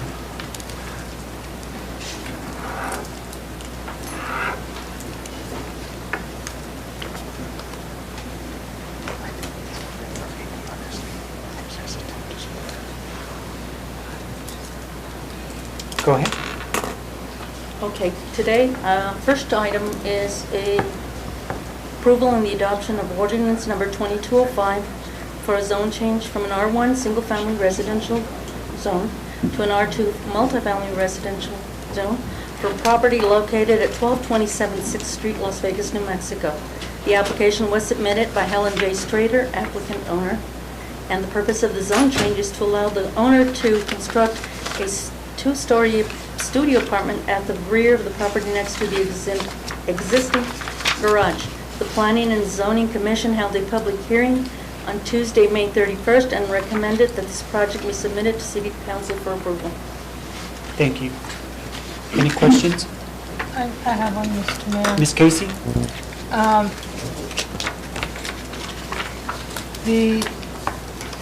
The construction will be on the south side of the existing garage? Yes. Okay. And it'll be two-story. Will that obstruct the view of the people that live in the house next door to the south? No, I don't think so. It's kind of like center to the property where she wants to build that, and there is, to the north, right next to the last lots, is a two-story garage already existing. So, I don't think it'll, I have a picture. We have it on the computer, but I was kind of concerned. So there's your house, there's the gazebo kind of in the middle of the property, and the new structure will be behind the gazebo and adjacent to the garage. Correct. Okay. Thank you, Mr. Mayor. Thank you. Any other questions? It's a pleasure, the council. Mr. Let's go back. Oh, that's right. Yeah. Mr. Mayor, I just had one question. So this is going to be an apartment or an Airbnb, or, I mean, what's? It will be a studio apartment suitable for one person, at the most two. I don't have a big enough footprint to just have it. It's only 18 by 25. So I have to put a loft on it for the bedroom. And my plan was to rent it to somebody that was a student or an employee at Highlands. Any other questions? Ms. Perea, does this have to have an inspection by the fire department? or State Fire Marshal's office? Or something When like it's this? completed, yes. If Oh, she, when it's- when she, when The she plans? does her plans and submits to CID, they'll have to be inspected by the fire Okay. department and all that stuff. Okay. And, And this is for that other little house or garages on the side that the roof's kind of bent? A white little, Are you talking about the garage? yeah. Yeah, the roof is bent, yeah, definitely. Okay. That's why I want to remodel it. If I were to remove it, I'd be subject to I would be subject to all the variances. And it's actually not in that bad a shape. The roof needs to be replaced. But I just want to put siding on the exterior, a new roof, and then just have this studio apartment at the end. Gotcha, thank you. Thank you. Any other questions? Next issue? moving on to item number 6. Yes. Okay, item number 6 is a approval and the adoption of ordinance number 2206, approving the Crispin Ranch subdivision located at 900 West Valencia Street, Las Vegas, New Mexico, 87701. The application was submitted by Elizabeth L. Crispin, Carlos V. Crispin, Arturo J. Crispin, Amanda R. Crispin, and Elizabeth L. Crispin from Marisa Crispin, a minor. The purpose of the subdivision is to transfer properties to each heir of the Carlos Agustin Crispin estate, and the Planning and Zoning Commission held a public hearing on Tuesday, May 31st, 2022, and recommended that this project be submitted to City Council for approval. Thank you. Questions, please? No questions? Thank you. I'll entertain a go ahead. Maria, do you foresee anything, or Mr. City Manager, conflict with the Rodriguez Park in this subdivision? I don't believe so. No. It's existing property that they have, they're just subdividing it. Okay. And there is already existing homes on the property. Yeah. They're just trying to separate the property so that they can give the heir their home. All right. Thank you. I'll entertain a motion to go into regular session. So moved, Mr. Commissioner. There's a motion on the floor by Ms. Casey, second by Mr. Montoya. Roll call, please. Counselor Romero? Yes. Counselor Casey? Yes. Counselor Montoya? Yes. Counselor Olivari? Yes. I have a motion by Counselor Casey, a second by Counselor Montoya. Thank you, Mr. Mayor. Motion carries. Thank you. Item number 5, I'll entertain a motion. Mr. Mayor. Mr. Mayor, I just have one question on that. And I'm very, me personally, I've been getting a lot of calls. There's a lot of, and not to pick, at all on an individual, but a lot of what's happening, and I did see the report that we're only getting one, and I'm going into another topic, but you'll understand where I'm going. One registered Airbnb in the city of Las Vegas. And what's happening is I've gone concerned where unregistered Airbnbs with the city, there's a lot of, in these residential areas, a lot of, different days, basically they're hotel rooms, as we know, that's what those Airbnbs are. And I just don't know legally, Scott, and maybe you could answer this question. I think that we should be very transparent, I guess, and I would ask, because I think it's only fair if it's a studio or an Airbnb that the neighbors are aware of what it is. Because if it's just an apartment, maybe the neighbors are okay with that. But if it becomes an Airbnb and there's, traffic daily, different people, I think that's only fair to ask, if you don't mind me asking. Legally, I don't know, can we put a condition or? Well, that type of short-term rental property is in a gray area because it's not, at that point, it moves from a residential purpose to more of a commercial purpose. And that's a gray area that lots of municipalities have been having to deal with. It moves into it's a commercial use rather than just a residential use that you're renting it out. I can tell you, to the best of my knowledge, I know the neighbor to the north is there and inhabits the property, but the property right to the south, the house right to the south, that house and that garage has been uninhabited for a very long time. There is a woman who lives in the back in her own studio apartment type situation. But the neighbor directly to the south, that house has been vacant for a really long time. But I hear your concern. We probably need to look at that from an ordinance perspective, or perhaps from the P&Z board perspective, to have them inquire as to what the use is going to be. And if it's going to be a commercial or a pseudo-commercial use, then we need to look deeper into it. Because in most municipalities, if you're moving the city council to declare something, to do a zoning change from a single-family residence to a multi-family residence, usually there's quite a bit of covenants and stuff. Unfortunately, this neighborhood, I live in this neighborhood, these historic neighborhoods don't have the covenants and all of these things that more modern neighborhoods have. So that's something that will probably have to be looked at from an ordinance and/or a planning and zoning issue, that board is aware of these issues and is taking those into consideration. And I have a quick question. We do have the short-term rental permits that they approved in 2021. Yeah, but And I nobody's- have gotten actually about 4 or 5 applications right now that I want to make sure that I'm doing the right thing with them. Yeah, and I just coincidentally, I hate to bring this up like now, but I saw the report for lodger's tax, and there's only one that's actually reporting, so if there's 5 that actually have. Well, actually, they just applied recently. Okay. So, But we have a bigger problem, because you go to Airbnb and that, and there's, I could say, quite a bit. So I mean, that's just something that we need to address, because they're not paying their due diligence. And they're not, yeah. So, And I mean, of course, that's a different thing, and just the concerns that I'm getting is that they believe that these are supposed to be residential areas, but they become hotel rooms, and now you have different, and we need to make sure that those to me, the residents are aware that that's what's going to happen, and we don't just say it's going to be an apartment. So if she does decide to later on do an Airbnb, then doesn't that become a commercial? Then she will have to come in and apply for the short-term rental agreement and a business license if she wants to do that, once she builds it.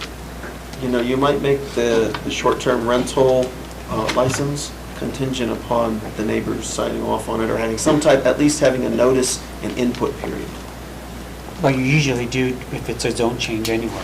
Well, in addition to the zone change, if somebody comes in and just says, hey, I've got this property that I want to do as an Airbnb, maybe there can be a notice and comment period worked into that. Well, there is, in the ordinances, and I found that out from the first one that I received, is they have to send the neighbors either hand deliver a notice that they signed that they received, that they're going to run an Airbnb or whatever, short-term rental, and they have to either sign it and accept, say, yes, I agree, or not agree, or send it certified mail. It says that in the ordinance. But she stated under penalty of perjury that it's an apartment and not an Airbnb. Having run a bed and breakfast in Denver for 19 years, I can assure you, I have no interest in running another bed and breakfast. What's the pleasure of the council? We need to move on this. We had 22, Maria, we had 22 letters sent out and no one opposed it. The only, as you can see... Point of order, please. We are on this subject. I'm calling for a question on item number 5. What's the pleasure of the council? I move approval of ordinance 22-5 for a zone change from R1 single-family residential zone to R2 multifamily residential zone for property located at 1227 6th Street. Thank you. There's a motion on the floor by Ms. Casey. Second, please. Second, Mr. Mayor. Second by Mr. Uliwari. Roll call, please. Question, Mr. Mayor. Does it pertain to this issue? Absolutely. Okay, go ahead. Maria, so out of 22 letters that you sent out, you never got a response on any of them? We got 2 people at the Planning and Zoning Commission meeting. Okay, and that was there for or against? There was one that he just did not want a huge apartment building in the... Okay. The neighbor to the north said that he did not want a huge apartment building to the north, right next to him, because he had dealt with in wherever he lived in Colorado, and they were a nuisance when a lot of people came into the apartment buildings. And the other one? And then the other neighbor to the north also, they complained that her garage was encroaching on their property, on Mr. Gallegos' property. And I told them they had to do, this garage was built in 1902. So, Thank you. and then 3 other ones said they were for it. Okay, Thank you. all right, thank you. It's a pleasure of the council. There's a motion and a second. Roll call, please. Counselor Casey? Yes. Counselor Romero? Yes. Counselor Montoya? Yes. Counselor Olivari? Yes. I have a motion by Counselor Casey, a second by Counselor Olivari. Thank you, Mr. Mayor. Motion carries. Thank you. Item number 6, please. Mr. Mayor, I move that we approve to adopt the ordinance 22-06, approving the Christine Ranch subdivision located at 900 West Valencia Street. Second? Thank you. There's a Second, motion by Ms. Casey, second by Mr. Romero. Roll call, please. Counselor Olivari? Yes.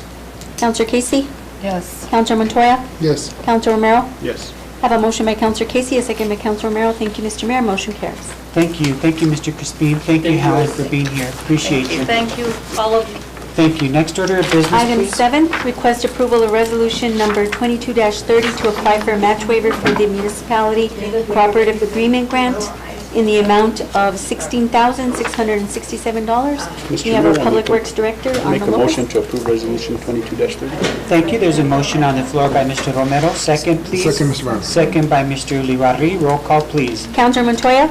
Yes. Counselor Olivari? Yes. Counselor Casey? Yes. Counselor Romero? Yes. Have a motion by Counselor Romero, a second by Counselor Olivari. Thank you, Mr. Mayor. Motion carries. But since you're on the hot seat, no, I'm just kidding. Thank I got all of you. You thought you were getting away.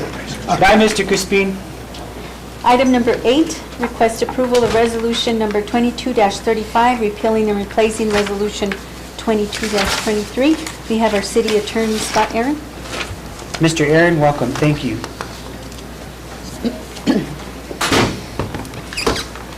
Thank you, Dan. Appreciate you being here. Just trying to pull up the resolution, so I have the text of it in front of me for any questions.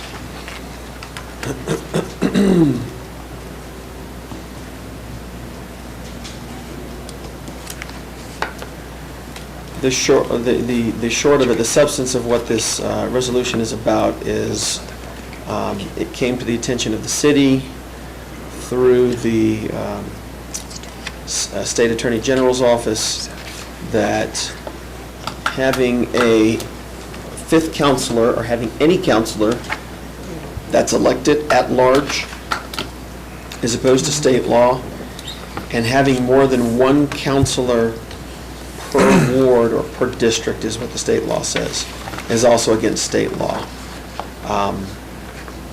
So what this resolution does is it repeals and replaces the previous resolution that this council did that said that they would fill the seat at the next available election. And this basically just acknowledges that this particular provision, which is approved by the voters, is contrary to state law. And so this council won't be taking any further action regarding this fifth at-large council position, except at some future date to put a charter amendment on the ballot to repeal this fifth at-large councilor. Okay. Thank you. What's the pleasure of the council? Mr. Mayor, Ms. Casey? I move that we approve, I have to look at all the numbers here, pursuant to NMSA 3-12-1.1, that we approve the current resolution and replace the one that was previously approved, which was 22-23. And I don't know what the number is on this one. 2235. 2235. And replace it with 2235, as per state law. There's a motion on the floor. Second, please. Second. Second by Mr. Romero. Roll call, please. Counselor Olivari? Yes. Counselor Casey? Yes. Counselor Montoya? Yes. Counselor Romero? Yes. I have a motion by Counselor Casey, a second by Counselor Romero. Thank you, Mr. Mayor. Motion carries. Thank you. So, question, Mr. Mayor. So, Aaron, how did this bypass the attorney that gave us the advice? Okay, don't answer the question. I can't speak for that attorney. Okay, let me ask you this. So now, people were out there wanting to run for this position and this and the other, were lining up. So now, Madam Clerk, we have to go back and redo what we did about extending our terms and bringing that back to us? They're extending it from 24 to 25 by No, 9 months? that was to do with the election okay. cycle. Oh, okay, I'm sorry. Yeah, There you go. Okay. Well, thank sorry. you. Okay, Just want to make sure. all right. Thanks. Next order of business, please. Moving on to item number 9, approval to appoint Wanda Salazar as the Community Services Director. Our City Manager, Leo Maestas. Mr. Maestas. Good evening, Mayor and Council. Ms. Wanda Salazar continues to run the successful departments, 3 of them being a senior center, museum, and library. One of those divisions consists of 3 senior center locations throughout the county. She has done a stellar job continuing to support the community, our elders during, our seniors during COVID with home delivery programs, homemaker programs, new implemented programs from the senior center. And I asked today that we officially appoint Ms. Wanda Salazar as Community Services Director. Thank you. Mr. Mayor, I move approval of Wanda Salazar as the Community Services Director. There's a motion on the floor by Ms. Second, Casey, Mr. Mayor. second by Ms. Julie Barry. Roll call, please. Counselor Romero? Thank you, Leo, for following procedures and doing this the right way. Yes. Counselor Montoya? Yes. Counselor Casey? Yes. Counselor Libari? Yes. Have a motion by Counselor Casey, a second by Counselor Libari. Thank you, Mr. Mayor. Motion carries. Thank you for all your work, Wanda. Congratulations. We appreciate you. Can I make a quick comment? Yes, go ahead. I also want to thank Wanda for the excellent work that she does. She is extremely busy, and she still manages to run a well-oiled senior center, because I go there for Tai Chi. And so I get to, experience what she's doing there. And she has a lot of happy people there, and she does a great job, and I want to thank her. Thank you, Wanda. Appreciate it. Next order of business, please. Item number 10, request approval to renew contract with Las Vegas First Independent Business Alliance for the lease of 2 billboards on I-40. We have our Community Development Director, Ms. Amy Weiser. Welcome, Amy. Thank you. Again. This is a renewal of an existing contract, so they've had the same 2 billboards in the past year, and they're located near the city of Santa Rosa. And they're requesting just to renew the existing contract, and I mentioned to them that the existing vinyl on the billboards is the same as the ads we have on all of our billboards, which is meant to look like a vintage postcard. Yes. I spoke with the applicant about it, and per the contract, we're allowed to change the vinyl 3 times throughout the year. So I suggested to him that we need to change some of those up, and he agreed. Wonderful. But this is for 2 billboards that we already have advertising in the city of Las Vegas, and this is just to renew that contract. Wonderful. What's the pleasure of the council? I Mr. had a Romero? question. I don't know if Amy, you would know this, or Leo. In the past, since we're renewing this, are we actually getting the actual invoice from the vendor that's listed in this contract? We are receiving we do get a copy of the invoice from the vendor along with the invoice from Las Vegas First. From Sun Vista? From the vendor that owns the 2 billboards along with the invoice from Las Vegas First to show that it's a pass-through funds to Okay, the and vendor. then that's what I'm making Yes, sure. sir. Okay. And then my question on this one is, because I did inquire, because I know West Las Vegas has a billboard right near Romeroville, and these contracts have been saying 3 changes. If we only do 2 or we do 1, was it cheaper? Because they told me the more that it's, so when you apply and you have 3 changes, well, they're charging you for the 3 changes. But if you don't use them, If we don't use them, we don't get that money back. It's We in, don't pay the money. It's only if we do the vinyl that we get charged for the vinyl. So in other words, this is a contingency. Okay. Any of the other contractors in our, the Thank- extra vinyl or. I just wanted to make sure that we're actually getting the actual invoice from the vendor. Thank you, John. Thank you. What's the pleasure of the council? Mr. Mayor, I move that we approve to renew the contract with Las Vegas First Independent Business Alliance for the lease of 2 billboards on I-40. Thank you. There's a motion on the floor by Ms. Casey. Second, please. Second, Mr. Mayor. Second by Mr. Ulibarri. Roll call, please. Counselor Montoya?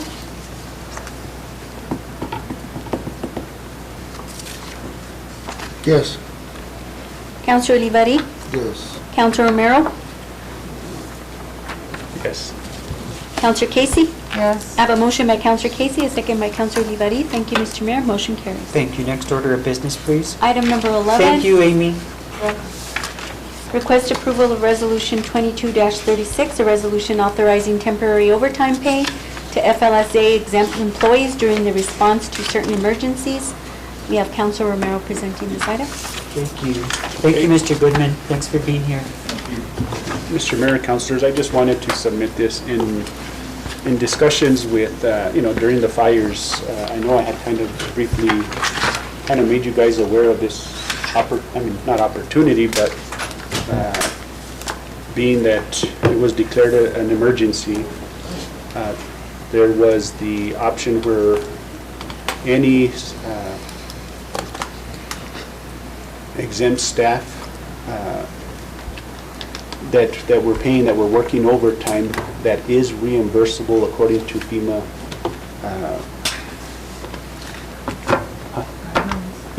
According to the guidelines that,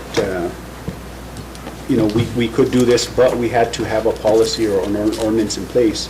I did at that time, have conversations with the county manager, and they did theirs.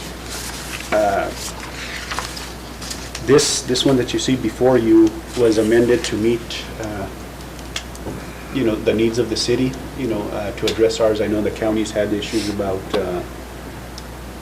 what are they called? The issues that we took out, the animal? The livestock. Livestock and things like that.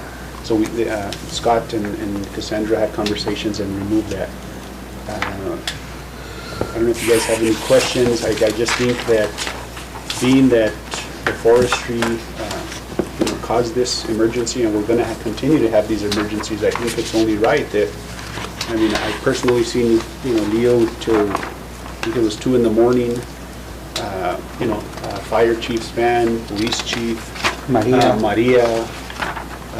I even think we had a special meeting when we called in Cassandra and that during these fires.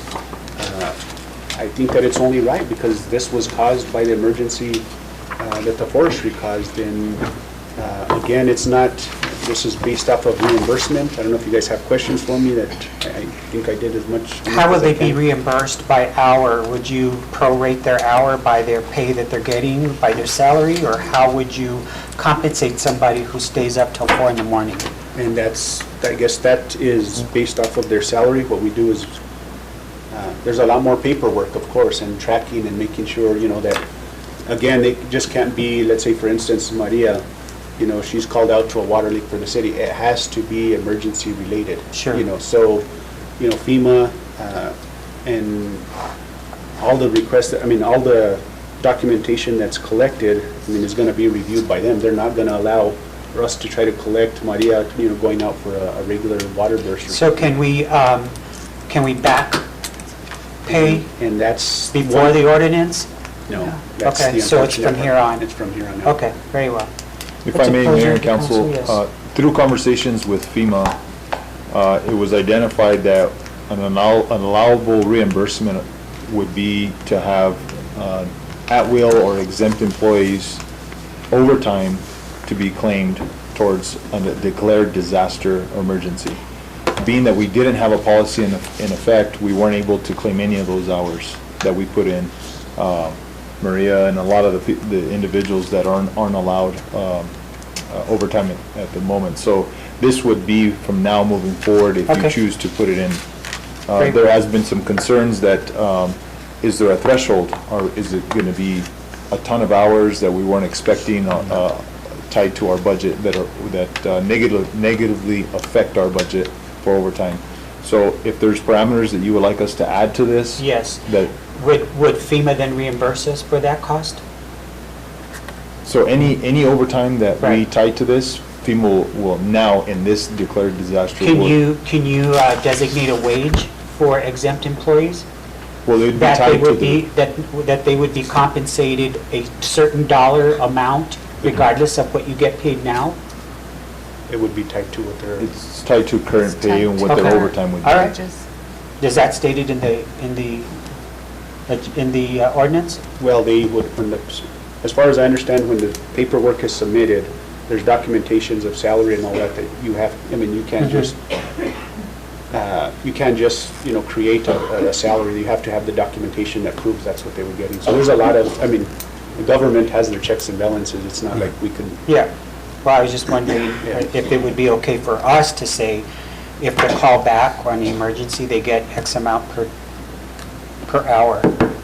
Or, so, but if you're saying that you want to base it based on their pay, then we should, that's fine too. I just wanted to know what the options were. I have some questions. Go ahead. Yeah, so I thought about it a lot, and Mr. Romero, when we hired the city manager, the city attorney, the clerk, the police chief, we considered their salaries based upon their job duties and their responsibilities and whether it's emergencies or not. I mean, I think, and they agreed and decided to go ahead and take upon that job as is.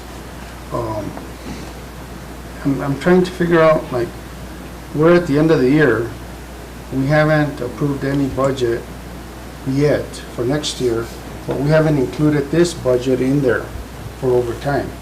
Every department director has submitted their overtime into their next year's budget. So this one, when they claim it, it's gonna hurt their own department, because that money's not gonna be there. And I understand, again, if it's, whether it is or it's not refundable, I mean, we'll still wait a year or so before we get it refunded. That was one concern that I had. The other one was, there should be a cap to this. Otherwise, I know they work long hours and so forth, but, when I was here 20 years ago, and Mr. Mayor, you probably recall this, we had a couple of employees that really added up the numbers, and when they wanted to retire, we had to give them out $30-some thousand, and it wasn't in the budget, because we didn't expect them to retire. This is a little bit similar to that in the sense that this resolution doesn't have a cap to it. The other concern that I have is, I think, we hired Neil at his salary, and this falls under his jurisdiction. That's under the day-to-day operations. And I think that if the city manager feels that they deserve a raise or either a stipend or a bonus or something like that, I mean, that's his prerogative. If they're doing a good job or whatever, that's up to him to do a one-time thing. The only thing with that is that it's not reimbursable. It's just off our budget, but we get to approve that. And I don't have no problems with doing that. And then the other thing is, if they call you for a phone call or a text message, like the employee's personnel manual says, are you gonna charge 15 minutes? If It's not a over- callback, it Yeah. only applies to emergencies. No, but it's an overtime call. If I call you to work, I mean, they're gonna charge you for 15 minutes or whatever. But, I'm just thinking, if we're overriding the city manager's authority and then the other thing, this has to be only under declaration emergency, which we're on now. and I don't know for how long. So if it's for 30 days, or if it's extended now through the floods. 3 years. 3 years, so we're extending that for 3 years. And my concern is that $30 an hour, $38 an hour on these employees, times 80 hours or 40 hours, even 40 hours of pay period, that's $1,200 times 4 employees that you get out of 16. You know, that can be adding up to some money. And it's not appropriated in our budget. Now, if we throw it in our budget, and it's so much for that, and not affect our departments, I mean, I see no problem with that. Yes, Mr. Attorney? There is a provision for what you're talking about in here, and it says, to the extent the city is reimbursed by the state or federal governments for overtime worked by city employees. So the city's not paying out unless the city gets reimbursed by state or federal governments. So in other words, there is a cap. The cap is whatever the state or federal governments are willing to pay, that's the cap. So if the employee's gone, you still send them out a check if they no longer work with us?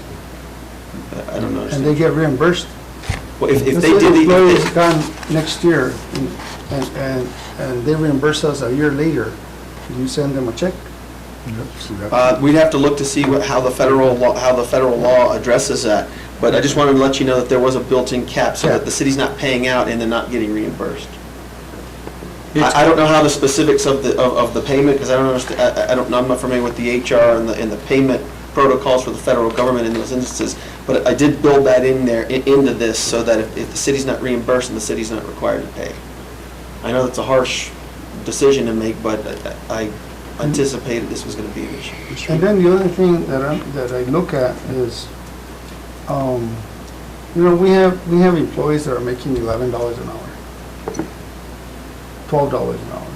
I mean, they could go work at McDonald's for $15 an hour, or Starbucks $15 an hour. But and to me, I mean, rightfully so, they're out there, they're the experts, they're the professionals, they're doing the job. But we need to look at what we did 20 years ago is we picked up those low salary employees a step on one-time shot. And then we came back the next year and we picked up the next level of employees up higher. So that this way, some people don't go over other people on salaries. But doesn't this only apply to exempt employees? Yeah.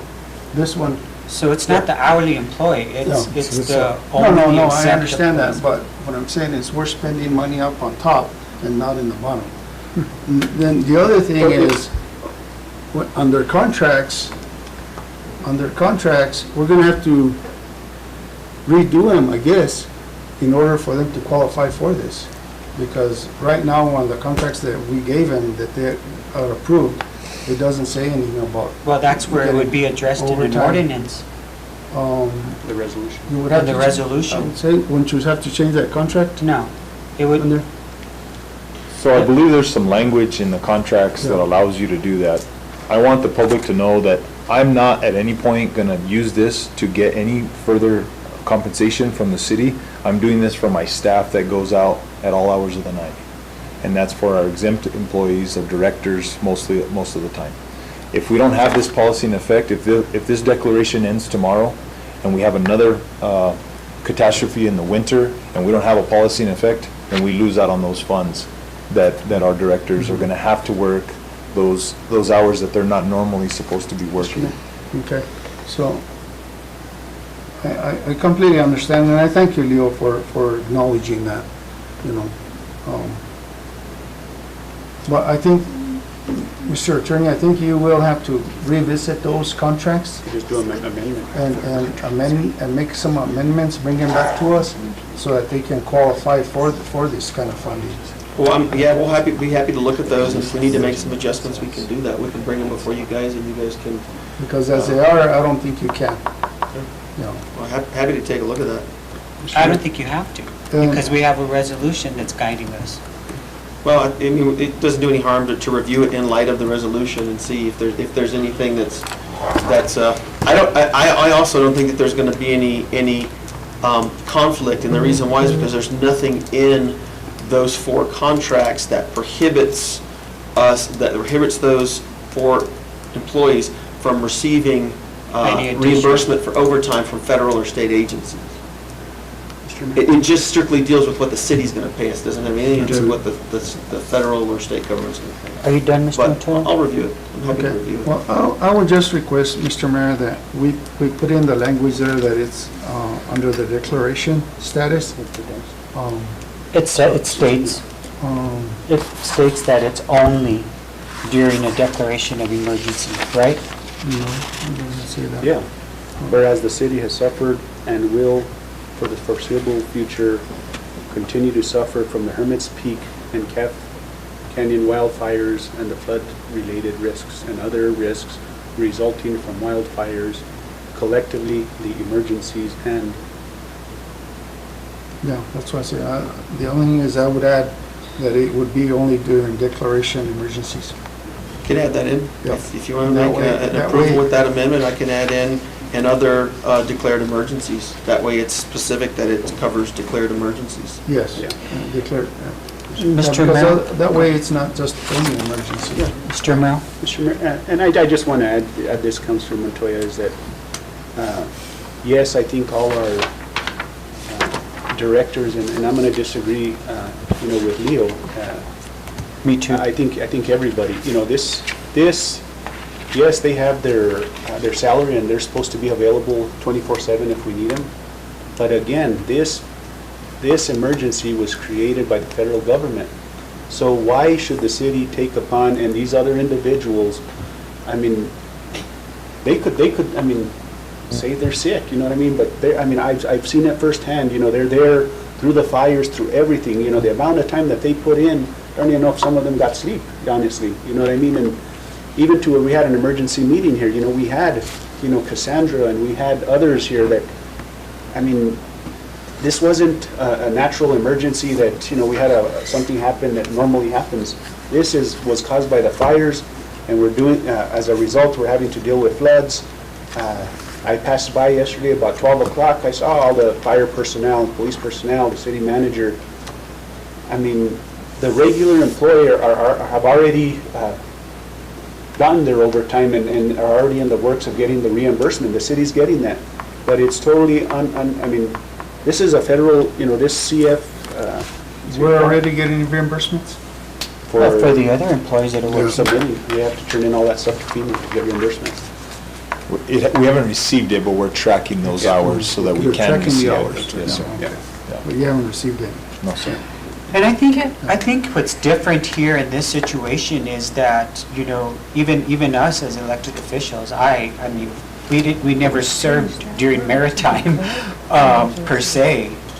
This has been one challenging term, for everybody, plus the emergencies and so forth. And, we appointed Leo, and yeah, he has a salary and everything, but never in my wildest dreams would I have ever imagined we'd be asking him to work an extra 60 hours a week. If you want to get technical with their contract, then get down to the number of hours they're going to work per week.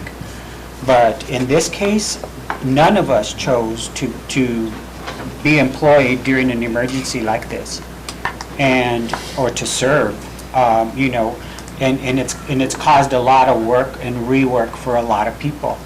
And I would never, ever want to say that we are not compensating our employees the way they should be compensated. I'm sorry, but when you spread out his pay by the number of hours that he works, or Maria's, or the fire chief during the fire, 75 cents to $1 an hour that they worked. They worked around the clock. Never has a city manager worked till 4 o'clock in the morning every morning. Or Maria working out there to about the fires and the water and all this stuff. I think we're asking them for extraordinary work, and we should pay them extraordinarily. That's my opinion. I concur with you, Mr. Mayor. My only concerns are that we should, on overtime, I don't want to be hurting the departments with their overtime. And that's come I emphasize on the events that we're having and all the overtime that we're putting in on those events. You know, it's But it's a just- check and balance. It's And- just hard and to, it's, And I don't want to be at zero at the end of the year, or looking for money somewhere else, or cutting off services, or whatever. That's just my Yeah. kind of, but there's no way, Precautionary there's no measures. way to Yeah. budget an emergency like the one we had. Mr. There's Mayor. no way to budget that. We can't say, next year we might have an emergency, so we're putting in $6 million for the well, emergency. you know, on our budgets, we always add 10%, 20% more, depends.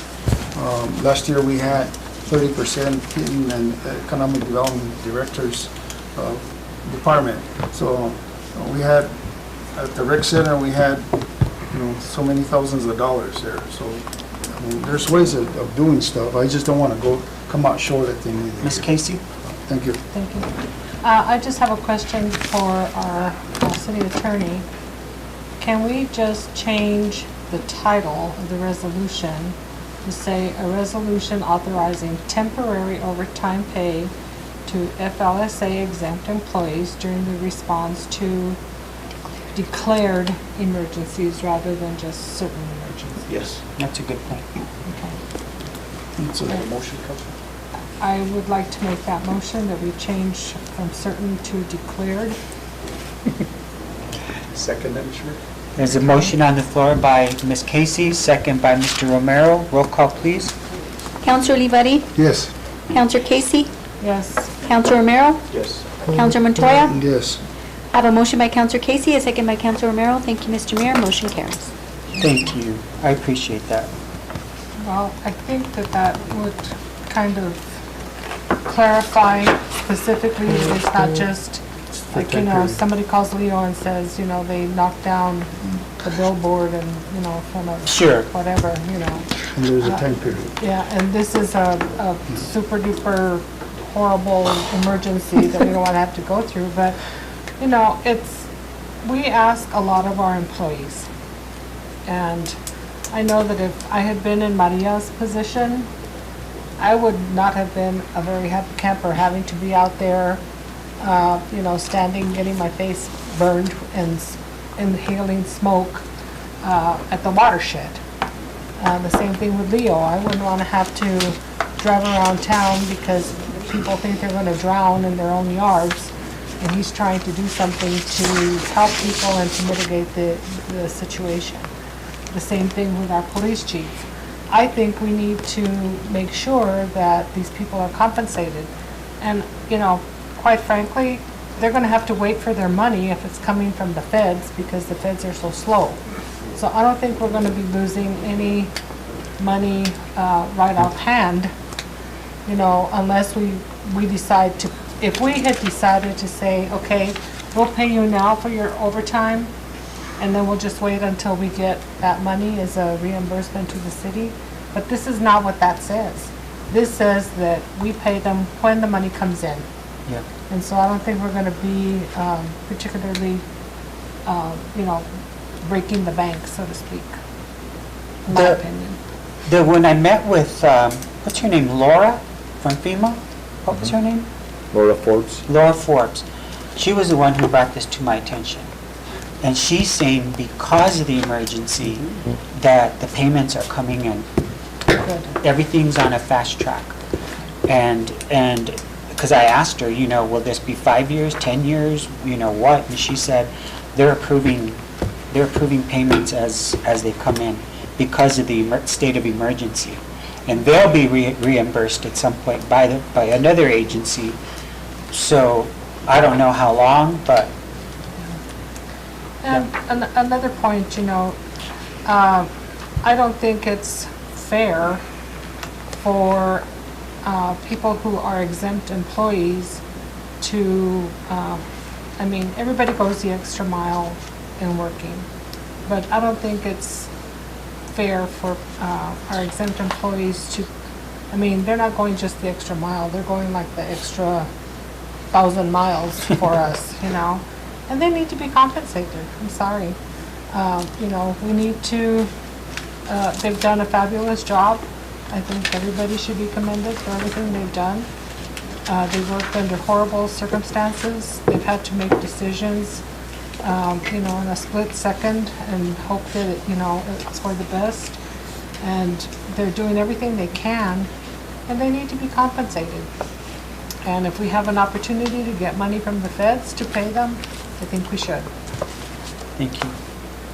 Amen. Thank you. Is there any need for executive session? If not, I'll entertain a motion to adjourn. I'll go ahead and make a motion, Mr. Mayor, for pending and threatened litigations in MSA 1978 Wait, are we gonna vote on 10-15. this? We already did, Oh, we already did? Yeah. Yeah, Duh. and it passed. page 7. For pending litigation? I must have Yes. slept through Very that. well. There's a motion on the floor to go into executive session. A second, please. Second. Second by Mr. Romero. All in favor? All right, we are now in executive session. Please leave the gallery.